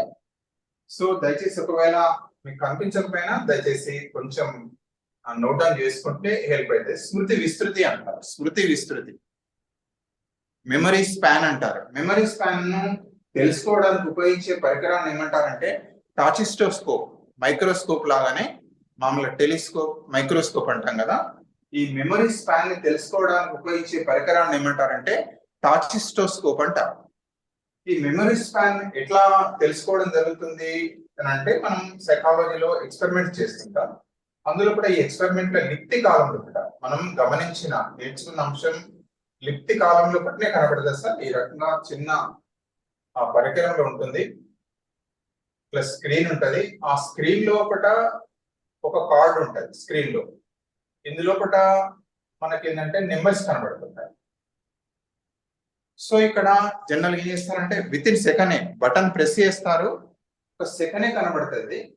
మనం చెప్పాలి, వెంటనే చెప్పాలి. మనం లిప్తి కాలంలో నేర్చుకోవాలి, వెంటనే చెప్పాలి. సో ఇక్కడ ఏంటంటే 123 ఉంది. సో అట్లా నెంబర్ని పెంచుకుంటూ పోతాం. ఫర్ ఎగ్జాంపుల్ చివరికి ఒక మిత్రుడు ఈ నెంబర్ దా గుర్తుపెట్టుకున్నారు. ఇట్లా ఒక నెంబర్ చూపెట్టాడు. నెంబర్ చూపెడితే ఏమైంది అంటే జనరల్ గా ఈ నెంబర్ అంటే ఇట్లా 3 నెంబర్లు, 4 నెంబర్లు, 5 నెంబర్లు, ఇది చూస్తే 2, 1, 2, 3, 4, 5, 6 ఉంది. సో మన 4 నెంబర్స్ ఎంత ఉంటాయి సార్? ఎన్ని నెంబర్లు ఉంటాయి 4 నెంబర్లో? 10 4 నెంబర్స్ 10 కదా, 10 ఉంటాయి. అంటే మనకు ఎంత లెంత్ గుర్తుపెట్టుకోగలుగుతున్నాం అన్నట్టు. అంటే మనకు 4 నెంబర్ కనుక తీసుకున్నట్టయితే మనం ఉజ్జాయింపుగా చెప్తున్నాను, ఒకవేళ ఇలాంటి దానిలో పెట్టి చూసినా మా 4 నెంబర్ ఇంత అంటే గుర్తుపెట్టుకుంటాం మనం. సో మన మెమరీ స్పాన్ ఏమని చెప్పుకోవచ్చు అంటే 10 అని చెప్పుకోవచ్చు. ఎంత వరకు అవి ఎన్ని అంకెలను గుర్తుపెట్టుకుంటాం. సో ఇది దీన్ని ఏమంటారంటే మెమరీ స్పాన్ అంటారు. సో స్మృతిని గురించి తెలుసుకోవడానికి ఇంకొక పరికరాన్ని యూజ్ చేస్తారు, మెమరీ డ్రమ్ అంటారు. దయచేసి వాడుకోవచ్చు, ఇక్కడ నాకు క్వశ్చన్ అడిగినా మనం చెప్పొచ్చు. దాన్ని ఏమంటారంటే మెమరీ డ్రమ్ అంటారు. మెమరీ డ్రమ్ ద్వారా కూడా కొన్ని పదాలు చూపెడతారు, వరుసగా 10 పదాలు చూపెట్టి వాటిని మళ్ళీ తిరిగి రాయమంటారు, మెమరీ డ్రమ్. సరేనా? ఇక్కడ స్మృతి విస్తృతిని తెలుసుకోవడానికి ఉపయోగించే పరికరాన్ని టాచిస్టోస్కోప్ అంటారు. సో దీని ద్వారా మనం స్మృతి విస్తృతిని తెలుసుకుంటారు, మెమరీ స్పాన్ తెలుసుకుంటారు. ఇక రెండవది తీసుకుంటే కథనాలు. విన్నారా సార్? కథనాలు అనే పదం ఎప్పుడన్నా వచ్చిందా? ఎవరన్నా ఐడియా ఉంటే దయచేసి ఏమైనా షేర్ చేసుకుంటారా మీరు please? Nothing to worry, idea ఉంటే షేర్ చేయండి, లేకుంటే లేదు. కథనాలు అని ఎప్పుడన్నా విన్నారా? లేదా చెప్పుడు మాటలు? సార్ కథ చెప్పడమా సార్? ఒకరి గురించి విన్నాం సార్. చెప్పుడు మాటలు అని విన్నామా? చెప్పుడు మాటలు వినొద్దు అంటారు చెప్పడం కదా, చెప్పుడు మాటలు వినొద్దు అంటారు. సరే ఏదైనా ఒకసారి లింక్ చేసుకున్నాం. ఇక్కడ కథనాలు అంటే మనం ఏం చేస్తాం సార్ అంటే, ఇప్పుడు ఫర్ ఎగ్జాంపుల్ మనం ఒక 5 ఉన్నాం, లేదా ఒక 10 మంది ఉన్నారు. ఎక్స్పెరిమెంట్లు ఏం చేస్తామంటే బాటిలెట్ ఏం చేస్తారు, నేను మీకు ఒక స్టోరీ చెప్తా, నేను మీకు ఒక స్టోరీ చెప్పి నేనేం స్టోరీ చెప్పినో రాసుకుంటా. మళ్ళీ ఆ మిత్రుడు ఏం చేస్తాడంటే మనం చెప్పిన పర్సన్ ఆ మిత్రుడు పక్కన ఉన్న మిత్రుడికి, అంటే వేరే వాళ్ళు దూరంగా ఉంటారు, ఆ మిత్రుడిని తీసుకుపోయి తను విన్న కథను, ఏదైతే నేను చెప్పిన కథ విన్నాడు కదా, ఆ విన్నదాన్ని ఏం చేస్తాడంటే ఇంకో పర్సన్, అంటే మన దృష్టిలో 3వ పర్సన్ ఆయనకి చెప్తాడు. చెప్పి ఈయన ఏం చెప్పిండో కథ రాస్తాడు. మళ్ళీ 3 ఆయన ఏం చేస్తాడు, ఆయన 4th పర్సన్ కు, 4వ పర్సన్ కు, అంటే ఆయన కథ చెప్తాడు. ఈయన విన్నే 3rd పర్సన్ తను విన్న కథను 4వ పర్సన్ చెప్పి తను ఏం చెప్పిండో రాస్తాడు. ఇట్లా 10 మంది దగ్గరికి వెళ్ళేసరికి ఆ 10th పర్సన్ కూడా, అంటే 9th person to 10th person తను ఏం విన్నాడో అది రాసేస్తాడు. రాస్తే మనం మొదటి చెప్పిన కథ, చివరి వ్యక్తి చెప్పిన కథలు చాలా మార్పులు వస్తాయి. అంటే ఒక్కొక్కసారి మొదటి చెప్పిన కథకు లాస్ట్ విన్న అతను రాసిన కథకు అసలు సంబంధం కూడా ఉండదు, చాలా మార్పులు కూడా జరుగుతాయి అంటారు. దీన్ని ఏమంటారంటే కథనాలు అంటారు. బాటిల్ సార్ ఇది వర్బల్ నాన్ వర్బల్ కూడా ఉంటుంది కదా సార్? మరి కథనాలు బాటిల్ ఎట్లా సార్ దేనిలో ఆహా, అంటారు? సార్, ఇది కథనాలు అనేది వర్బల్ ఉంటుంది, నాన్ వర్బల్ ఉంటుంది. అంటే ఆ, ఒక సిగ్నల్ కూడా చూపించవచ్చు. కావచ్చు సార్. అంటే అంటే అది ఇప్పుడు కూడా మీరు కావచ్చు. స్టోరీ పిక్చర్ చూసి స్టోరీ చెప్పమని చెప్తే చెప్పొచ్చు సార్ అట్లా. జనరల్ గా స్టోరీస్ అంటారు. అందుకే ఏమంటారంటే చెప్పుడు మాటలు వినొద్దు అంటారు కదా.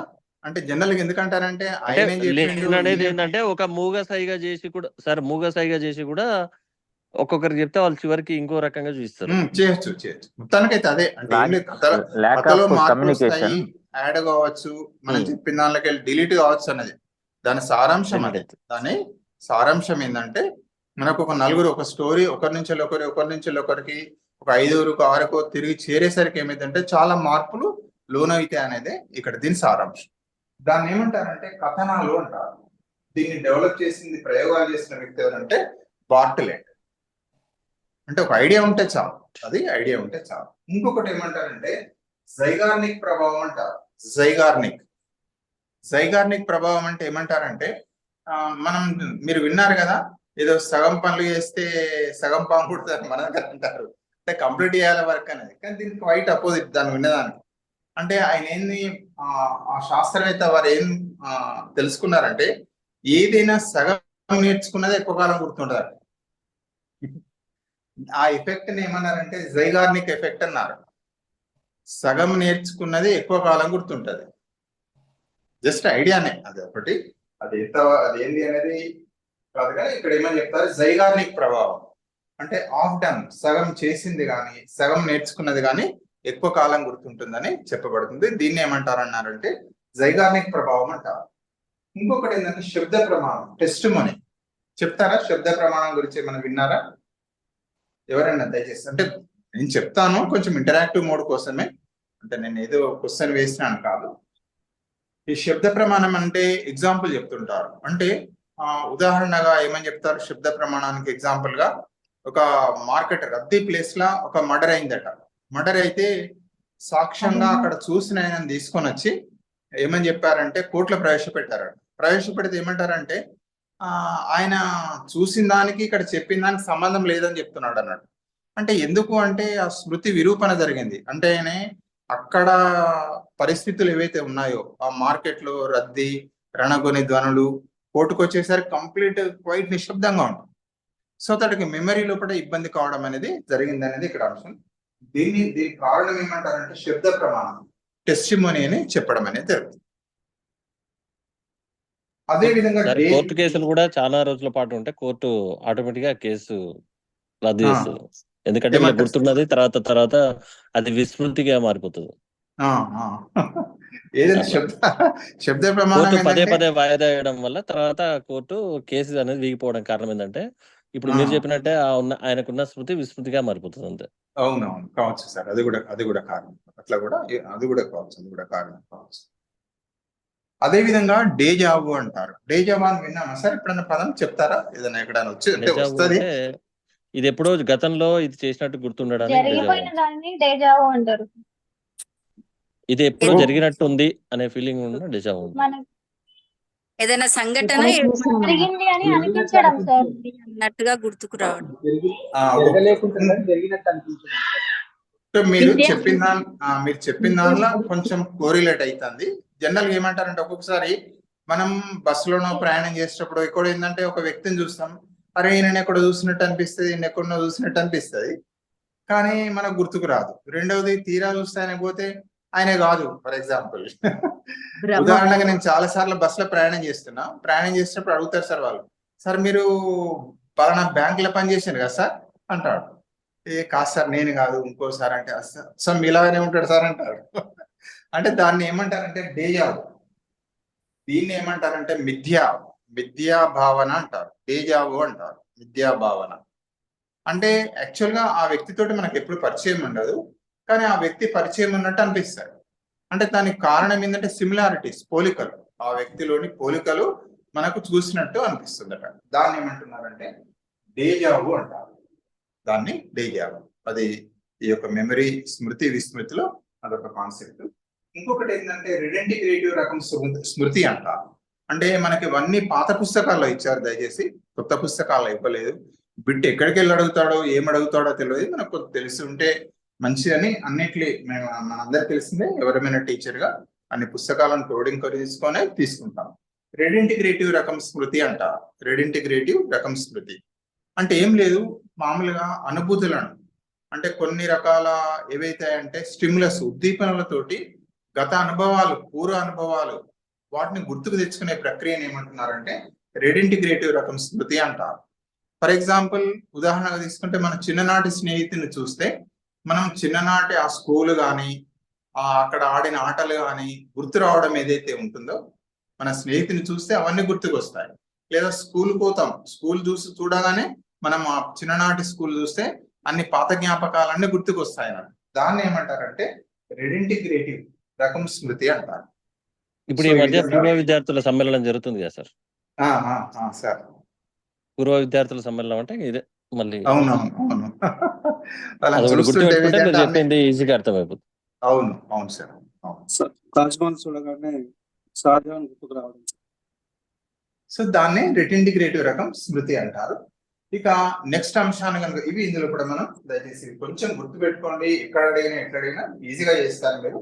ఇక్కడ స్మృతి విస్తృతి, కథనాలు, జైగార్నిక్ ప్రభావం, శబ్ద ప్రమాణం, డేజా.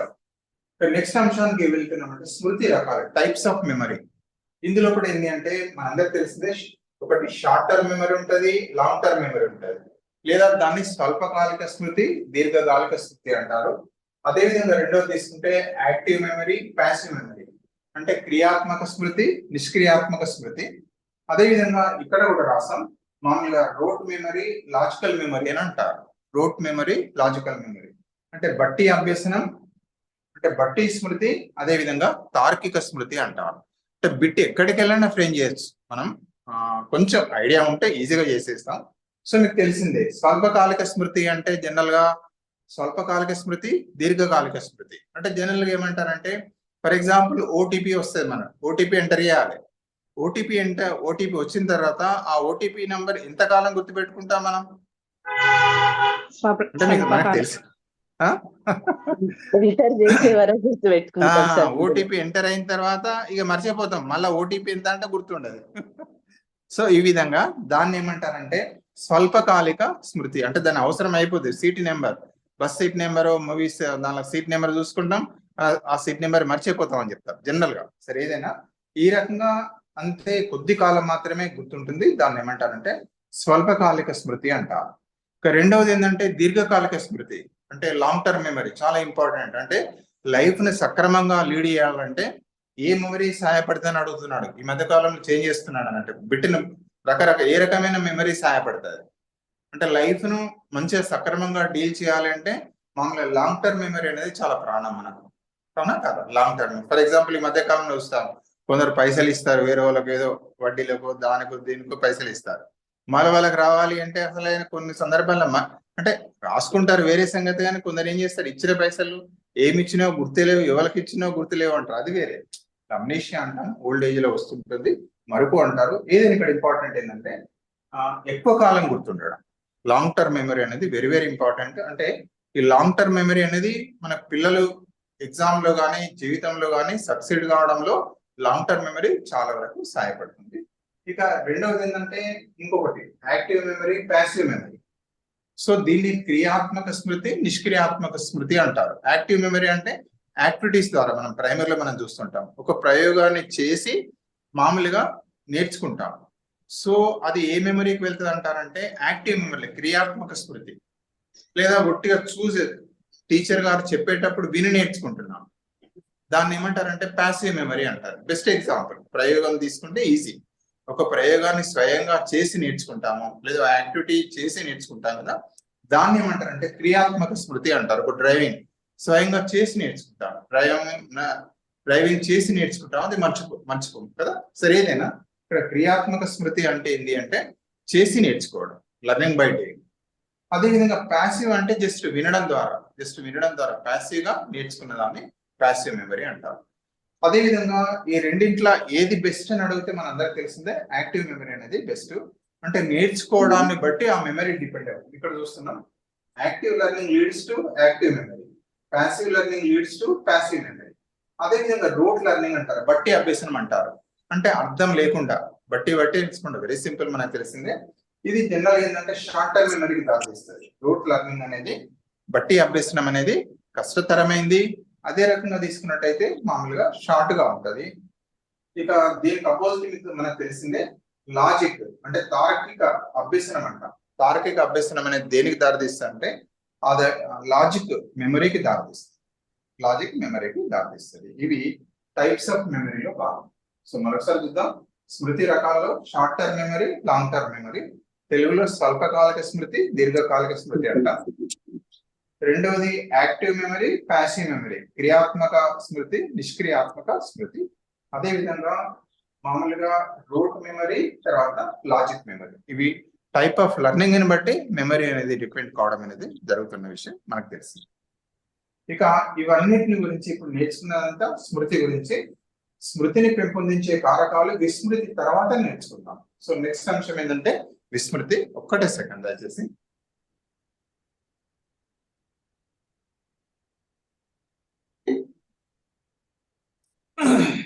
నెక్స్ట్ ఏంటంటే విస్మృతి, ఫర్గెటింగ్. అయితే బిట్ ఇళ్ళకెళ్ళైనా ఫ్రేమ్ చేయొచ్చు, లేదా విస్మృతికి వెళ్ళైనా ఫ్రేమ్ చేయొచ్చు.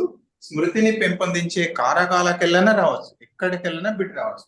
ఎట్లా వచ్చినా మీరు ఖచ్చితంగా చేయగలుగుతారు, అదైతే 100% గ్యారెంటీ. విస్మృతి ఏంటి అంటే ఫర్గెటింగ్, అంటే మర్చిపోవడం. మర్చిపోవడం అంటే చెప్తారా ఏమన్నా? మర్చిపోవడం అంటే ఏంది? గుర్తు లేకపోవడం సార్. కదా, గతంలో అభ్యసించిన అంశాలని మర్చిపోవడం.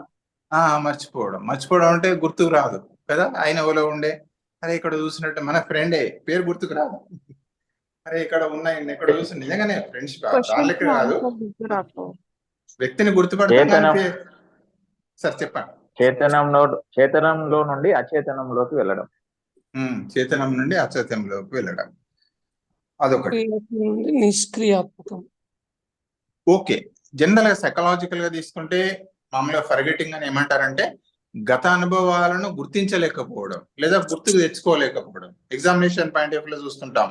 పిల్లలు ఏమంటారు, సార్ బాగా అయినా కానీ సార్ అసలు ఏం గుర్తుకు రాలేదు, అసలు ఏం గుర్తించలేదు, ఎగ్జామ్ బాగా రాలేదు అంటారు. ఎందుకు రాలేదంటే చదివినా అంటే బాగా చదివినా అంటారు, కానీ నాకు గుర్తు రాలేదు, సరిగా చేయలేదని చెప్పేసి బాధపడుతుంటారు పిల్లలు, చదివిన పిల్లలు. ఇక చదవకపోతే వేరే సంగతి, కానీ చదివిన తర్వాత దాన్ని మనం ఏమంటామంటే fail to recall or recognise a past experience. అంటే గతంలో పొందిన అనుభవాలను గుర్తించలేకపోవడం లేదా గుర్తు పట్టలేకపోవడాన్ని ఏమంటారంటే విస్మృతి అంటారు.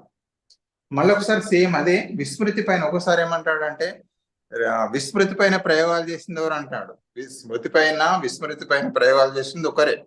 ఎవరు అంటే ఎబ్బింగ్హాస్. విస్మృతి పైన ప్రయోగాలు చేసింది కూడా ఎవరు అంటే రెండు కామన్ అయి మొదలు మనం నేర్చుకున్నాం, ఎబ్బింగ్హాస్. సో మళ్ళీ ఒకసారి ఇక్కడికి వెళ్ళి అంటే ఇక్కడ అడుగుతాడు. ఎబ్బింగ్హాస్ ఏంటంటే 100 అర్ధరహిత పదాలను తీసుకున్నాడు, ఆయన్నే నేర్చుకున్నాడు. సబ్జెక్ట్ ఆయన్నే, ఎక్స్పెరిమెంటర్ ఆయన్నే నేర్చుకుని టెస్ట్ చేసుకున్నాడు. 20 నిమిషాల తర్వాత నాకు ఎంత వస్తుంది, ఎంత ఆయన పరీక్ష చేసుకుంటే ఏమైందంటే 47 పదాలు మర్చిపోయాడు. ఆఫ్టర్ నేర్చుకున్న తర్వాత 20 నిమిషాల వరకు టెస్ట్ చేసుకుంటే 47 పదాలు మర్చిపోయాడు, 53 పదాలే గుర్తున్నాయి. ఫర్గెటింగ్ అడుగుతాడు ఒకసారి, ఎంత శాతం మర్చిపోతారా అంటాడు బిట్టు. సో ఇది 47%. అదే విధంగా ఒక రోజులో ఎంత మర్చిపోయాడు అంటే 66 పదాలు మర్చిపోయాడు, 66%. అదే విధంగా 2 రోజుల్లో ఎంత మర్చిపోయాడు, 72%, 72% ఫర్గెటింగ్. 6 రోజుల్లో ఎంత మర్చిపోయాడు, ఈయన ప్రయోగంలో అంటాడు, ఆయన ప్రయోగంలో ఇస్తాడు. 6 రోజుల్లో 70% మర్చిపోవడం జరిగింది. ఒక 1 మంత్ అనొచ్చు, 31 days అనొచ్చు, 70% మర్చిపోయాడు ఆయన. సో ఈ ప్రయోగ ఫలితాలు ఏంటంటే డేస్ పెరిగినా కొద్దీ మర్చిపోవడం అనేది ఎక్కువ అవుతుంది. అంటే దీనికి విరుగుడు ఏంటి అంటే మళ్ళీ రివిజన్. మీకు తెలిసిందే పునరభ్యసనం. ఇక్కడ పొదుపు పద్ధతి ఏదైతే ఉందో దానికి విరుగుడు. సో 2 సార్లు 3 సార్లు అంటే గుర్తుంటది. ఒక ఏదైనా విస్మృతి పైన ప్రయోగం చేసింది ఎబ్బింగ్హాస్. ఇవేమో వారి ప్రయోగ ఫలితాలు. మరి ఎందుకు విస్మృతి జరుగుతుంది, ఎందుకు మర్చిపోతారు పిల్లలు? జనరల్ గా అంటుంటాం, హాలిడేస్ లో వెళ్ళొస్తారు, సమ్మర్ హాలిడేస్ లో పోయి మళ్ళీ రాయమంటే ఏం రాయారు, ఎందుకు రాయారు చెప్తారు ఎవరైనా? అంటే ఇంట్రెస్ట్ లేకపోవడం. ఏమంటారు? అభిరుచి లేకపోవడము. అభ్యసనం అనేది నిరంతరంగా జరగకపోవడం సార్. పునరభ్యసనం మళ్ళీ చేయరు సార్. ఇంట్రెస్ట్ లేకపోవడం సార్. ఇంట్రెస్ట్ నేర్చుకున్న అంశాలని మళ్ళీ తిరిగి ఉపయోగించకపోవడం. అభ్యసనం లేకపోవడం. కాదా? ఇప్పుడు మనమైనా కూడా ఎవరమైనా కూడా పిల్లలే కాదు ఇంక్లూడింగ్ మనం ఒక సూత్రం ఏమంటారంటే విస్మృతికి కారణం లా ఆఫ్ డిస్యూజ్ అంటారు. మీరు చెప్పిందే లా ఆఫ్ డిస్యూజ్ అంటారు. అంటే నిరుపయోగం వల్ల విస్మృతి. అంటే మీరు అన్నట్టు చదివి చాలా కాలమైంది, నేర్చుకొని చాలా కాలమైంది, లేదా అభ్యసన అనుభవాలను పొంది చాలా కాలమైంది. సో దానివల్ల ఏంటంటే సహజంగా మరపు అనేది సహజమైంది. నిరుపయోగం వల్ల విస్మృతి. దీనికి విరుగుడు చెప్తారా? మళ్ళీ జనరల్ పునరభ్యసనం చేయాలి సార్. పునరభ్యసనం. వాయిస్ క్లారిటీ లేదు సార్. ఉపయోగించడం సార్, ఉపయోగించడం. ఓకే, మీరు చెప్పినట్టు ఏం చేస్తుంటే మళ్ళొకసారి రివిజన్ చేస్తాం. రివిజన్ చేయడం వెరీ గుడ్, వెరీ గుడ్. అంటే అన్ని మర్చిపోతామని కాదు, జనరల్ గా ఫర్ ఎగ్జాంపుల్ ఏమని చెప్తారంటే స్కిల్స్, సైకిల్ తొక్కడం మర్చిపోతామంటే మర్చిపోం, ఈత కొట్టడం మర్చిపోతామంటే మర్చిపోం.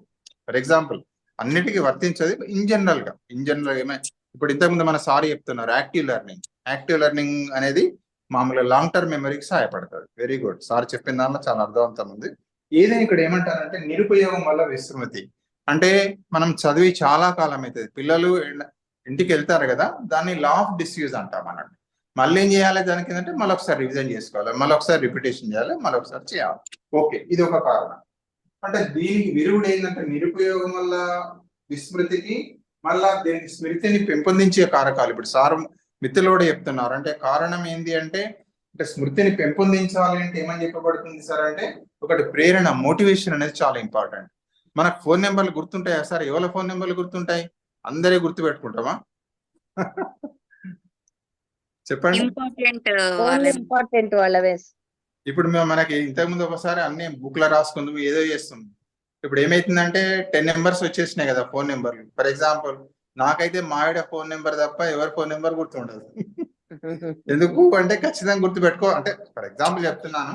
సో అట్లా ఒకటో రెండో ఇంపార్టెంట్ మనకు ముఖ్యం అనిపిస్తే ఆ అంశాలను గుర్తు పెట్టుకుంటాం కదా. దాన్ని ఏమంటారంటే ప్రేరణ అంటారు. మోటివేషన్ చాలా ఇంపార్టెంట్. ఏంటంటే ప్రేరణ అంటే ఇది మనకు ముఖ్యం సార్. అమ్మా నీడ్ కూడా సార్. అవును, ఇప్పుడు మార్కెట్ పోతాం, ఈ సామాన్ తీసుకురావాలని చెప్పేసి మనకు లిస్ట్ ఇస్తాం, పేర్లు రాసుకుంటాము, అయినా మనకు మా గుర్తుంటుందని మేము పోతూనే ఉంటాం. సో అక్కడ ఏంటంటే అది ఏంటంటే మీరు అన్నట్టు నీడ్, అవసరం కదా. ప్రేరణకు మూలం అవసరాలు, వెరీ వెరీ ఇంపార్టెంట్. మీకు తెలిసిందే ప్రేరణ కంటే మ్యాథ్స్ లో అవసరాల క్రమం అని రాస్తారు కదా. మామూలు ఏంటంటే ఫిజియలాజికల్ నీడ్స్ ఉంటాయి, ఫిజికల్ నీడ్స్ ఉంటాయి, సైకలాజికల్ నీడ్స్ ఉంటాయి. అంటే ప్రేరణకు మూలం అవసరాలు. సో ఈ విధంగా ప్రేరణ అనేది చాలా ఇంపార్టెంట్. ఫర్ ఎగ్జాంపుల్ ఇప్పుడు మీరు మామూలు ఇంత కష్టపడుతున్నారు, మనం గుర్తుంచుకునే ప్రయత్నం చేస్తున్నాం, ఎగ్జామ్ బాగా రాయాలి, ఎట్టి పరిస్థితుల్లో ప్రమోషన్ కొట్టాలి, మనం గ్యారంటీగా మీ అందరికి గ్యారంటీ ప్రమోషన్ వస్తుంది. ఎందుకంటే ఎగ్జామ్ ఈజీగా రాస్తారు, మీరు మంచిగా రాస్తారు. దానికి ఒక కారణం మనం ఏంటంటే ప్రేరణ అనేది చాలా ఇంపార్టెంట్. సో ఇక్కడ దీనికి ఏంటంటే నిరుపయోగం వల్ల విస్మృతి అనేది ఒకటి ఉంది. బట్ ఇక్కడ స్మృతిని పెంపొందించే కారకాలు కనుక తీసుకున్నట్టయితే ఇక్కడ ఒకటి ప్రేరణ ఇంపార్టెంట్, అభిరుచి, ఇంట్రెస్ట్. మీరు అన్నట్టు ఏదైతే interest, for example cricket score గురించి పిల్లవాడు చెప్తుంటాడు, పిల్లలైనా ఎవరైనా ఎప్పటి విషయాలను, ఇప్పుడు ఫర్ ఎగ్జాంపుల్ అంటే మా అప్పుడు, ఇప్పుడు తరం మారింది కానీ కపిల్ దేవ్ ఎన్ని సెంచరీలు కొట్టిండు, లేదా ఇప్పుడు మనకు ఉన్న ప్రెసెంట్ గా ఎవరైతే ధోని కావచ్చు, ఆ క్రికెటర్స్ వాళ్ళ స్కోర్ ఎప్పుడు చేసినారు, ఏడా ఎన్ని కొట్టిన అనేది అవలీలుగా చెప్తారట వాళ్ళు పిల్లలు కానీ ఎవరైనా వ్యక్తులు. సో కారణం ఏంటంటే అభిరుచి, ఇంట్రెస్ట్. దేని మీదనైతే ఇంట్రెస్ట్ ఉంటుందో ఆ అంశాలు గుర్తుంటాయని చెప్పబడుతుంది. ఒకటి ప్రేరణ, అభిరుచి. సో అందుకే పాఠ్యాంశాలు చెప్పేటప్పుడు మనకు సహాయపడుతుంది. అంటే జనరల్ గా అభిరుచిని పెంపొందించాలి అంట, ప్రేరణను కలిగించాలంట. మళ్ళీ ప్రేరణ టాపిక్ ఉందనుకోండి, ప్రేరణ 2 రకాలు. ఒకటి బాహ్య ప్రేరణ, రెండవది అంతర్గత ప్రేరణ, మూడవది సాధన ప్రేరణ అంటారు. మనకు తెలిసిందే. ఒకటి బాహ్య ప్రేరణ, బహుమతులు పొందడం, అట్లా ఒక గిఫ్ట్స్ కానీ అప్రిసియేషన్ కానీ, దాన్ని బాహ్య ప్రేరణ అంటారు. అదే విధంగా అంతర్గత ప్రేరణ అంటే పిల్లవాడు ఎంజాయ్ చేస్తాడు, హ్యాపీనెస్ పొందుతాడు. ఇప్పుడు మామూలు క్రికెట్ ఆడుతుంటారు, కొందరు పిల్లలు ఆడుతూనే ఉంటారు, పొద్దున్నాక ఆడుతూనే ఉంటారు, అందులో ఎంజాయ్ చేస్తాడు, ఆటలో ఆనందాన్ని పొందుతాడు. సో దాన్ని ఏమంటారంటే అంతర్గత ప్రేరణ. లేదని ఒకటి సాధించాలి, విన్ కావాలి. ఇప్పుడు ఫర్ ఎగ్జాంపుల్ మీరు గోల్ పెట్టుకున్నారు, ఆ గోల్ సెట్ చేసుకొని మనం ఏం చేస్తున్నామంటే దాన్ని సాధించాలనుకుంటే దాన్ని సాధన ప్రేరణ అంటారు. సరే, ఏదైనా ఇక్కడ ఇంపార్టెంట్ ఏంటంటే కొంచెం మళ్ళీ ఆ టాపిక్ కూడా సహాయపడతానని చెప్పడం జరుగుతుంది ఇక్కడ. అదే రకంగా మూడవది ఏమంటారంటే అతి అభ్యసనం, ఓవర్ లెర్నింగ్ అంటారు. ఓవర్ లెర్నింగ్ కూడా మనకేంది అంటే ఈ స్మృతికి చాలా తోడ్పడుతుంది అంటారు. ఒక విషయాన్ని చెప్తానండి, ఓవర్ లెర్నింగ్ అంటే ఏంటి, ఏమైనా ఐడియా దయచేసి షేర్ చేసుకుందాం. ఏం లేదు, ఒక నేనే పదే పదే చదవడం సార్. వెరీ గుడ్ దాన్ని కదా, పదే పదే చదవడం, పదే అనేక పదే సార్లు చదవడం. చదవడం కదా. దానివల్ల ఏమైతే అంటే స్మృతి చిహ్నాలు బలంగా ఏర్పడతాయి. స్మృతి చిహ్నాలు ఏమైతే అంటే బలంగా ఏర్పడతాయి. అందుకే జనరల్ గా ఏమని చెప్తామంటే, మామూలుగా ప్రిపేర్ అవుతారు కదా, ఇప్పుడు టెట్ఏ కావచ్చు, డిఎస్ఏ కావచ్చు, వాళ్ళకి ఒక ప్లాన్ లాగా ఇచ్చి కనీసం ఒక 3-4 రివిజన్లు చేసుకోవాలని చెప్తాం. వీలైతే మధ్య మధ్యలో కూడా రివిజన్ చేసుకోవాలని చెప్తాం. ఒకసారి చదవండి, లేదా క్వశ్చన్స్ ప్రాక్టీస్ చేసుకోండి అని కూడా జనరల్ గా మనం అడ్వైజ్ చేస్తూనే ఉంటాం. పిల్లలకు కూడా చేయిస్తుంటాం. అతి అభ్యసనం అంటారు. సో ఓవర్ లెర్నింగ్ అనేది కూడా స్మృతిని పెంపొందించే ఒక ముఖ్యమైన కారణం. అదేవిధంగా వెరీ ఇంపార్టెంట్ స్మృతిలో, అదేవిధంగా అభ్యసన పద్ధతి, టైప్ ఆఫ్ లెర్నింగ్ ని బట్టి మనకు స్మృతి అనేది డిపెండ్ కావడం అనేది జరుగుతుంది. ఇంతకు ముందే చూసాం యాక్టివ్ లెర్నింగ్, ప్యాసివ్ లెర్నింగ్. పిల్లవాడికి ఏంటంటే మామూలుగా యాక్టివిటీ మెథడ్, ఇక మనకు ప్రైమరీలో మనకు ఒక గోల్డెన్ గా ఆడ దొరికింది, యాక్టివిటీస్ ద్వారా పిల్లవాడు నేర్చుకుంటాడు. సో చేసి నేర్చుకోవడం, లెర్నింగ్ బై డూయింగ్ ద్వారా నేర్చుకునేది ఏంటంటే ఎక్కువ కాలం ఉంటుంది.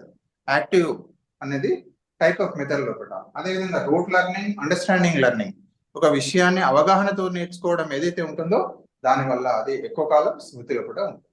ఓకే, ఇది అభ్యసించే పద్ధతిని బట్టే మెమరీ ఉంటుంది. అదేవిధంగా రిసైటింగ్ అన్న పదం విన్నారని, రిసైట్ చేసుకోవడం, రిసైటింగ్ అనేది కూడా ఒక టెక్నిక్ గా చెప్తారు స్మృతిని పెంపొందించే కారకాల్లో.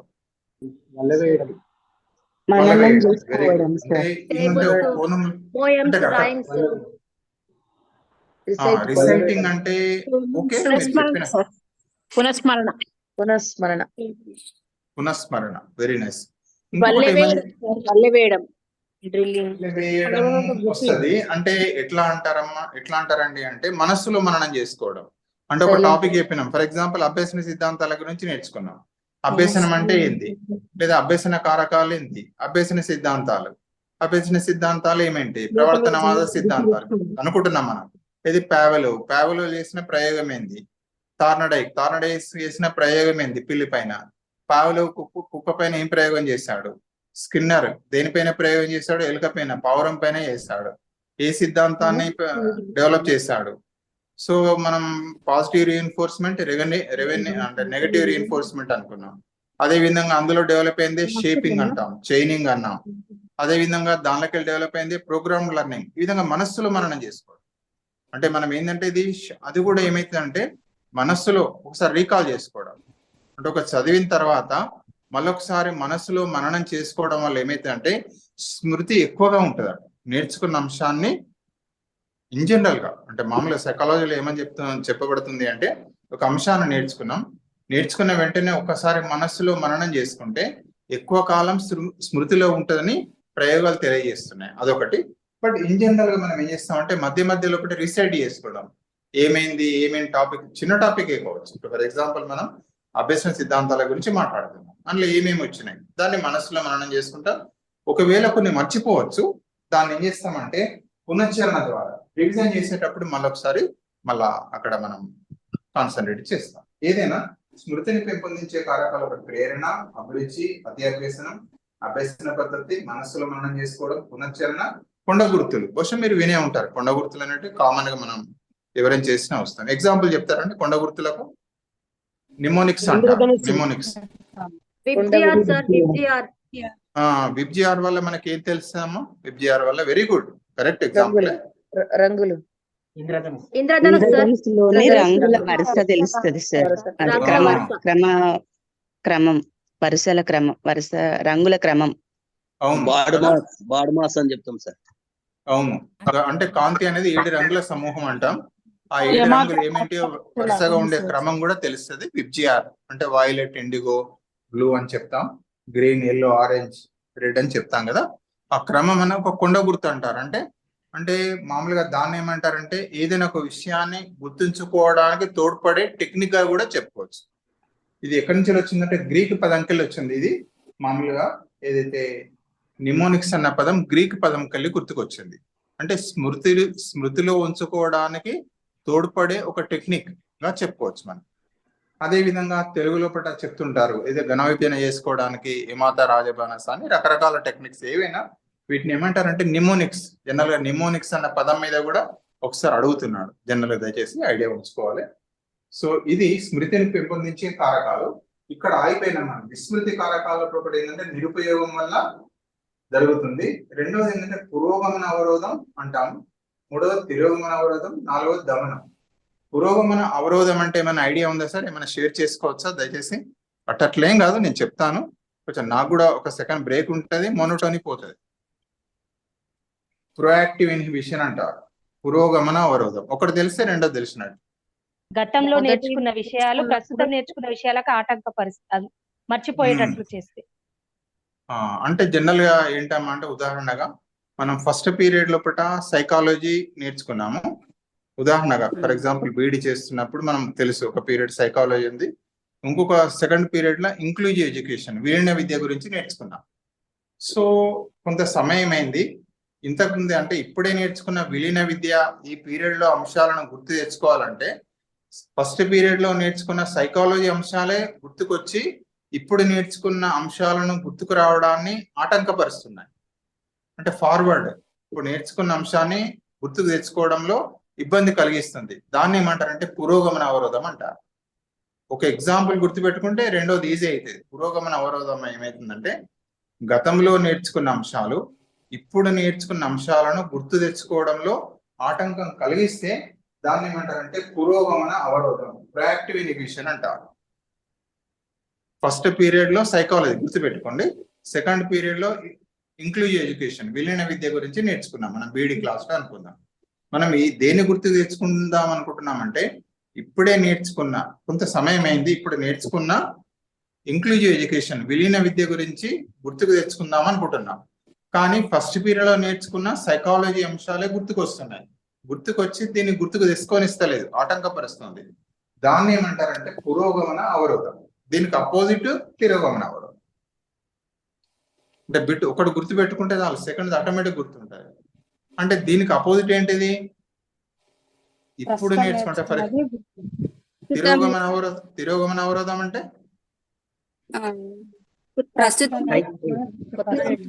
దాని క్వైట్ అపోజిట్. అంటే ఫస్ట్ పీరియడ్ సైకాలజీ అయింది, సెకండ్ పీరియడ్ ఏమైంది అంటే ఇంక్లూజివ్ ఎడ్యుకేషన్. మనం దేని గుర్తు తెచ్చుకున్నప్పుడు సైకాలజీ అడ్డగిస్తున్నప్పుడు ఇప్పుడు అంటే సెకండ్ తిరోగమన అవరోధం అంటే ఫస్ట్ పీరియడ్ లో నేర్చుకున్న సైకాలజీ అంశాలను గుర్తు తెచ్చుకోవాలని అనుకుంటుంటే ఇప్పుడు నేర్చుకున్న ఇంక్లూజివ్ ఎడ్యుకేషన్ అంశాలు గుర్తుకొచ్చి ఫస్ట్ పీరియడ్ లో నేర్చుకున్న దాన్ని గుర్తుకు తెచ్చుకొని ఇస్తలేదు. తిరోగమన అవరోధం అంటారు. పురోగమన ఫార్వర్డ్ కావడం, బ్యాక్వర్డ్ కావడం అన్నట్టు. ఒక్కటి గుర్తు పెట్టుకుంటే చాలు, రెండోది ఆటోమేటిక్ గా అంటే పదాన్ని మీద ఆలోచించవద్దు. పదం మీద ఒక్కొక్కసారి దాన్ని కొంచెం మనకి ఇబ్బంది కలిగించవచ్చు. సో గతంలో నేర్చుకున్న అంశాలు అంటే గతంలో నేర్చుకున్న అంశాలను గుర్తుకు తెచ్చుకోవాలనుకుంటే ఇప్పుడు నేర్చుకున్న అంశాలు ఆటంకపరచడాన్ని ఏమంటారంటే తిరోగమన అవరోధం అంటారు. సో అది వెరీ సింపుల్. ఎక్కడికి వెళ్ళినా బిట్ ఫ్రేమ్ చేస్తూ కొంచెం టెక్నిక్ గా గుర్తుపెట్టుకుంది. పురోగమన తిరోగమన ఒకటి వస్తే రెండోది వచ్చినట్టు. పురోగమనం అంటే first period psychology, second period inclusive education. So we wanted to recall. ఇప్పుడు నేర్చుకున్న దాన్ని గుర్తు తెచ్చుకుందాం అనుకుంటున్నాం, కానీ ఫస్ట్ పీరియడ్ లో కూడా నేర్చుకున్న అంశాలు గుర్తుకొచ్చి ఆటంకం చేస్తున్నాయి. దాన్ని ఏమంటారు? పురోగమన అవరోధం, ప్రొయాక్టివ్ ఇన్హిబిషన్. దాని క్వైట్ అపోజిట్ తిరోగమనం, రిట్రోయాక్టివ్ ఇన్హిబిషన్ అంటారు. నెక్స్ట్ తీసుకుంటే దమనం, రిప్రెషన్. రిప్రెషన్ అంటే మనం కొన్ని అంశాలను కావాలనే మర్చిపోతామంట. ఎగ్జాంపుల్ ఏమైనా చెప్తారా? మనం కావాలని మర్చిపోయేవి ఉంటాయా? బాధాకరమైన విషయాలు కదా, బాధాకరమైన విషయాలను మనం మర్చిపోవాలనుకుంటాం. సాడ్ సంబంధించి కానీ సాడ్ విచారం కానీ ఏదైనా ఫ్రెండ్స్ తోటి ఘర్షణ పడడం, ఊకే గుర్తు వేసుకుంటే ఊకే మనకు బాధ. ఎవరైనా చనిపోతే వాళ్ళు మర్చిపోవడానికి ప్రయత్నించారు. నియర్ డియర్ ఎవరైనా ఏదైనా అయితే కూడా బాధాకరమైన అంశాలు మర్చిపోవాలి. గతంలో డిఎస్సి లో జాబ్ రాకపోవడం కదా. సో ఇవన్నీ అది కూడా వస్తుంది సార్, క్వాలిటీ కాకపోతే. అవును, అంటే దీన్ని ఏమంటారంటే కావాలనే మర్చిపోతాం. వాంటెడ్ మనం అంశాలను కావాలనే మర్చిపోతామంట. దాన్ని ఏమంటారంటే దమనం అంటారు, రిప్రెషన్ అంటారు. ఒక రకంగా రక్షక తంత్రాలు. దయచేసి మన కొత్త పుస్తకాల్లో దొరకలేదు, పాత పుస్తకాల్లో ఉంది. మనం వీలైనంత వరకు కవర్ చేసుకుందాం. ఇంకొకటి కూడా ఇంపార్టెంట్, దయచేసి మీరు కూడా నాకు అడ్వైజ్ చేయండి. అంటే ఏమైనా టాపిక్స్ మీకు ఇది కావాలి, ఇది ఇంకొంచెం ఇంపార్టెంట్ అనిపించి ఇది మీకు నేను చెప్తే సహాయపడుతుంది అంటే నాకు తర్వాత ఆలోచించి మెసేజ్ పెట్టండి. నాకు పర్సనల్గా పెట్టినా పర్వాలేదు, లేదా ఎట్లా పెట్టినా పర్లేదు. ఆ టాపిక్స్ కూడా ఇంకా అది కూడా మీకు సహాయపడుతుంది అని అనిపించింది. ఎందుకంటే మా మిస్సెస్ వారు కూడా టీచరే, సోషల్ స్కూల్ అసిస్టెంట్ చేస్తున్నారు. జనరల్ వారు అడ్వైజ్ చేస్తున్నారు, మీరు ఒకసారి మన మిత్రులను అడగండి ఏంటంటే వారికి ఏం కావాలి, ఏ టాపిక్స్ హెల్ప్ అవుతుందో ఒకసారి అడగండి. మీరు చెప్పుకుంటూ పోతారు, మరి వాళ్ళకు కూడా ఏ టాపిక్స్ అయితే హెల్ప్ అవుతుందో ఒకసారి అని కూడా అంటే జస్ట్ వారు సజెస్ట్ చేశారు. నేను కూడా మీకు రిక్వెస్ట్ చేసేది సరే ఏదైనా దీన్ని ఏమంటామంటే దమనం, రిప్రెషన్ అంట. దమనం అంటే కావాలని మర్చిపోవడమే. అది ఏంటంటే రక్షక తంత్రాల్లో ఒక భాగం. అంటే మానసిక విదలనం అంటాం మనం. అంటే మనస్సు కదిలిపోకుండా ఉండడం, ముక్కలు కాకుండా ఉండడం మానసిక, దాన్ని ఏమంటారంటే ఆ యొక్క రక్షక తంత్రాలు సహాయపడతాయని చెప్తారు. జనరల్ గా ఈ పదాన్ని వాడింది సిగ్మండ్ ఫ్రాయిడ్. సిగ్మండ్ ఫ్రాయిడ్ అంటే డిఫెన్స్ మెకానిజం అనే దాన్ని డిఫెన్స్ మెకానిజం అంటారు. సిగ్మండ్ ఫ్రాయిడ్ మనకు అందుకని గ్యారంటీకి వస్తానండి బాబు. రక్షక తంత్రాలు వెరీ సింపుల్. మామూలుగా ఏమంటారు, రక్షక తంత్రాలు 9 ఉంటాయి అనుకుంటా సార్. ఇన్నైనా పర్లేదు, నేను మళ్ళీ ఒకసారి చెప్తాను. దయచేసి ప్రయత్నం ఖచ్చితంగా సాధ్యమైనంత ఉంటే మీకు కూడా కొంచెం ఐడియా ఉంటది. ఒక్కొక్కసారి ఏంటంటే పాత పుస్తకాల్లో ఇచ్చారు, కొత్త పుస్తకాల్లో లేవు. మనం సిలబస్ చూసే చదువుకోండి దయచేసి. సిలబస్ లో ఉన్న ప్రతి టాపిక్ ను ఒక్కసారైనా చూడండి. మీరు ఖచ్చితంగా 30కి 30 కొట్టచ్చు, 28 కొట్టచ్చు, 26 కొట్టచ్చు. చాలా సింపుల్ గా చేస్తారు మీరు. ఎందుకంటే టాపిక్ సిలబస్ అయితే చూడాలి. సిలబస్ ప్రకారంగా ఏ టాపిక్ అయినాయి, 10 అయినాయా, 20 అయినాయా. అంటే నేను ఫర్ ఎగ్జాంపుల్ సైకాలజీ కాబట్టి మీకు జస్ట్ సజెషనే. ఎవ్రీ టాపిక్ ఇది ముఖ్యం అది ముఖ్యమనే కాదు, ఎల్లకెళ్ళన్నా రానియండి. అది శిశు వికాసం ఉంది, చైల్డ్ డెవలప్మెంట్ కావచ్చు, అదేవిధంగా లెర్నింగ్ కావచ్చు. పెడగాజీ అని ఇచ్చాడు. పెడగాజీ అంటే 2 రకాల సహాయపడుతుంది. బోధనా శాస్త్రం కదా మామూలుగా. ఆ యొక్క పెడగాజీ లోపల మనం ఏ సబ్జెక్ట్ లో వేరే ఇప్పుడు అసెస్మెంట్ ఉందనుకోండి, అసెస్మెంట్ ఫర్ లెర్నింగ్, అదేవిధంగా అసెస్మెంట్ ఆఫ్ లెర్నింగ్ అన్నాడు. అది అన్ని పెడగాజీల్లో రానే వస్తుంది మనం. అదేవిధంగా బోధనా దశల గురించి మాట్లాడాడు సిలబస్ లో. బోధనా దశలు ఇచ్చాడు. ఆ బోధనా దశలు అన్ని పెడగాజీలు రానే వస్తుంది. సో లీడర్షిప్ అని ఇచ్చాడు అందులో కూడా. అంటే టీచర్ గా మనం ఉపాధ్యాయులుగా లీడర్ ఉంటారు. అంటే డెమోక్రటిక్ అని, ఆటోక్రటిక్ అని, లైసెన్స్ పేర్ అని జస్ట్ 3 రకాల లీడర్షిప్ ఇస్తుంటాడు మనకు. సో అట్లా ప్రతి దాన్ని దేన్ని వదిలిపెట్టదు దయచేసి. ఇది ముఖ్యం అది ముఖ్యం కాదే అనుకోవద్దు. ఆ పెడగాజీ సిలబస్ లో కూడా చాలా ఈజీ అది. ఇప్పుడు ఇవన్నీ కొంత టైం తీసుకుంటుంది, కానీ ఒక్క పీరియడ్ లో 4 ఒక గంటలో 4 టాపిక్స్ చూడొచ్చు. మీకు తెలిసిందే, మీకు తెలియదని అంటలేను, కానీ దయచేసి ఏ టాపిక్ వదిలిపెట్టదు. ఏదైనా దమనం తర్వాత ఏమిందంటారంటే అమ్నిషియా. అంటే ఫర్ ఎగ్జాంపుల్ మానసిక అఘాతం వల్ల కూడా మనకు ఒక్కొక్కసారి మెదడుకు దెబ్బ తగలడం వల్ల, అంటే అది ఫిజికల్ ఇంజరీ కావచ్చు, లేదా సడన్ షాక్ వల్ల కూడా మనం మర్చిపోతామంట. దాన్ని ఏమంటున్నాడు అంటే ఒక రకంగా మర్చిపోవడాన్ని అమ్నిషియా అంటాడు. మర్చిపోవడం, కంప్లీట్ గా మర్చిపోతారు. అది బ్రెయిన్ కి దెబ్బ తగలడం కావచ్చు, లేదా మెంటల్ షాక్ అంటారు. మెంటల్ షాక్ వల్ల కూడా ఏంటంటే మర్చిపోవడం, దాన్ని అమ్నిషియా అంటాడు. అమ్నిషియా అదొక పదం ఇచ్చాడు. ఇంకొకటి ఫ్యూగ్ అన్న పదం ఇచ్చాడు కొన్ని పుస్తకాల్లో. అంటే ఈ అమ్నిషియా కంప్లీట్ మర్చిపోతాడట. ఒక్కొక్కసారి అంటాడు మా ఫాదరు, అరే బయటకు వెళ్ళిపోయి ఇంతవరకు రాలేదు, కొన్ని సంవత్సరాలు అవుతుంది అంటాడు. సో సర్వం కంప్లీట్ మర్చిపోతారట. వేరే కొత్త ప్రదేశానికి పోయి వాళ్ళ కొత్త జీవితాన్ని ప్రారంభిస్తారట, టోటల్ మర్చిపోయి. సో దాన్ని ఏమంటున్నాడు అంటే ఫ్యూగ్ అంటున్నాడు. ఫ్యూగ్ అన్న పదం ఇచ్చాడు. సో ఇది ఇందులో సంబంధించిన ముఖ్యమైన అంశాలండి. స్మృతి విస్మృతికి సంబంధించింది. అదేవిధంగా ఒకసారి మన ఓల్డ్ క్వశ్చన్ పేపర్స్ దయచేసి తీసుకుంటే ఇందులో మన దగ్గర మీకు ఇదివరకు చూపెట్టింది ఒక 2 క్వశ్చన్ పేపర్ చూసాము.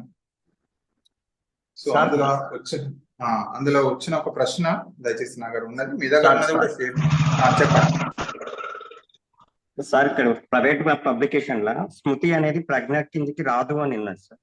స్మృతి అనేది ప్రజ్ఞలు కానివి అని జ్ఞానము, సృజనాత్మకత, సహజ సామర్థ్యము, స్మృతి అని ఇచ్చారు సార్. సార్ మళ్ళీ ఒకసారి చెప్పరా ప్లీజ్. మళ్ళీ ప్రజ్ఞలు కానివి అని ఇచ్చి 4 ఇచ్చింది sir. Private publication sir book. చెప్పండి. జ్ఞానము, సృజనాత్మకత, సహజ సామర్థ్యము, స్మృతి. ప్రజ్ఞ కానివి అని ఇచ్చింది, స్మృతి అని ఇచ్చారు. అయితేదా కాదా? ఒకసారి బిట్ పంపించండి, నేను ఒకసారి మళ్ళీ చూస్తాను. ఇక్కడ ఒక క్వశ్చన్ నేను చదువుతున్నా సార్, దయచేసి వినండి. Identify the type of memory that deals with the general world knowledge that accumulated by the individuals throughout their lives like facts, ideas, meanings and concepts. వాస్తవాలు, ఆలోచనలు, అర్థం మరియు భావనలతో వ్యక్తులు జీవితకాలం సేకరించిన సాధారణ ప్రపంచ జ్ఞానంతో వ్యవహరించే స్మృతి రకం. Identify the type of memory that deals with the general world knowledge that are accumulated by the individuals throughout their lives like facts, ideas, meanings and concepts. వాస్తవాలు, ఆలోచనలు, అర్థం మరియు భావనలతో వ్యక్తుల జీవితకాలం సేకరించిన సాధారణ ప్రపంచ జ్ఞానంతో వ్యవహరించే స్మృతి రకం. 1 long term memory, 2 sensory memory, 3 semantic memory, 4 short term memory. 1 దీర్ఘకాలిక స్మృతి, లాంగ్ టర్మ్ సార్. దీర్ఘకాలిక స్మృతి, సంవేదనా స్మృతి, సెమాంటిక్ స్మృతి, స్వల్పకాలిక స్మృతి అంటున్నాడు. దీర్ఘకాలిక. ఓకే అండి, ఇది కరెక్టే. మీరు చెప్పింది లాంగ్ టర్మ్ మెమరీ ఇది. సో ఇందులో రెండిట్లో చూస్తే ఒక బిట్ దొరికింది. అదే విధంగా సార్ చెప్పండి సార్, ఇది ఒక క్వశ్చన్ వచ్చింది. గతంలో నేర్చుకున్న సమాచారాన్ని పునశ్చరణ చేయటంలో కొత్త సమాచారం జోక్యం చేసుకున్నప్పుడు ఈ రకమైన విస్మృతి సంభవిస్తుంది. అంటే ఫస్ట్ ఆప్షన్ జ్ఞప్తికి తెచ్చుకోవడంలో వైఫల్యం, తిరోగమన జోక్యం, పురోగమన జోక్యం, క్షీణత. అంటే ఇది పురోగమన జోక్యమా సార్? తిరోగమన సార్, తిరోగమన. అంటే గతంలో నేర్చుకున్న సమాచారాన్ని అంటే కొత్త సమాచారానికి జోక్యం చేస్తుంది. తిరోగమనం. తిరోగమన సార్. చెప్పండి, మళ్ళీ ఒకసారి చదవండి. ఎందుకంటే మీరు ఫాస్ట్, అంటే మీరు ఆల్రెడీ మిగతా మిత్రులు ఫాస్ట్ గా గ్రహించారు. మళ్ళొకసారి చెప్పండి అమ్మా. గతంలో నేర్చుకున్న సమాచారాన్ని పునఃస్మరణ చేయుటలో కొత్త సమాచారం జోక్యం చేసుకున్నప్పుడు ఈ రకమైన విస్మృతి సంభవిస్తుంది. చెప్పండి, మీరే చెప్పండి. మీకు ఆల్రెడీ వచ్చేసి అంతే అమ్మా. తిరోగమన అవరోధం. సార్, ఇందాక క్వశ్చన్ ఒకసారి రిపీట్ చేయండి సార్. వాస్తవాలు, ఆలోచనలు, అర్థం మరియు భావనలతో అది సెమాంటిక్ స్మృతి ఉన్నట్టు చూస్తాం. మరి నేను కూడా మళ్ళీ చెక్ చేస్తా. ఏమని ఇచ్చారు? Identify the type of memory that deals with the general world knowledge that are accumulated by the individuals throughout their lives like facts, ideas, meanings and concepts. Identify the type of memory that deals with the general world knowledge that are accumulated by the individuals throughout their lives like facts, ideas, meaning and concept. వాస్తవాలు, ఆలోచనలు, అర్థం మరియు భావనలతో వ్యక్తుల జీవితకాలం సేకరించిన సాధారణ ప్రపంచ జ్ఞానంతో వ్యవహరించే స్మృతి రకం. సెమాంటిక్ స్మృతి చూద్దాం ఒకసారి. మేడం గారు చెప్పినట్టు ఒకసారి దయచేసి క్రాస్ చెక్ చేద్దాం. ఇప్పుడు మనం లాంగ్ టర్మ్ అనుకున్నాం కదా, మళ్ళొకసారి విల్ చెక్ ఇట్ క్రాస్. 1 దీర్ఘకాలిక స్మృతి, 2 సంవేదన స్మృతి, 3 సిమాంటిక్ స్మృతి, 4 స్వల్పకాలిక స్మృతి. నెక్స్ట్ పీరియడ్ లో దీన్ని క్లారిటీ తీసుకుందాం. దయచేసి అదొకసారి దీన్ని జడ్జిమెంట్ ఒకసారి సస్పెండ్ లో పెడదాం. ఓకేనా?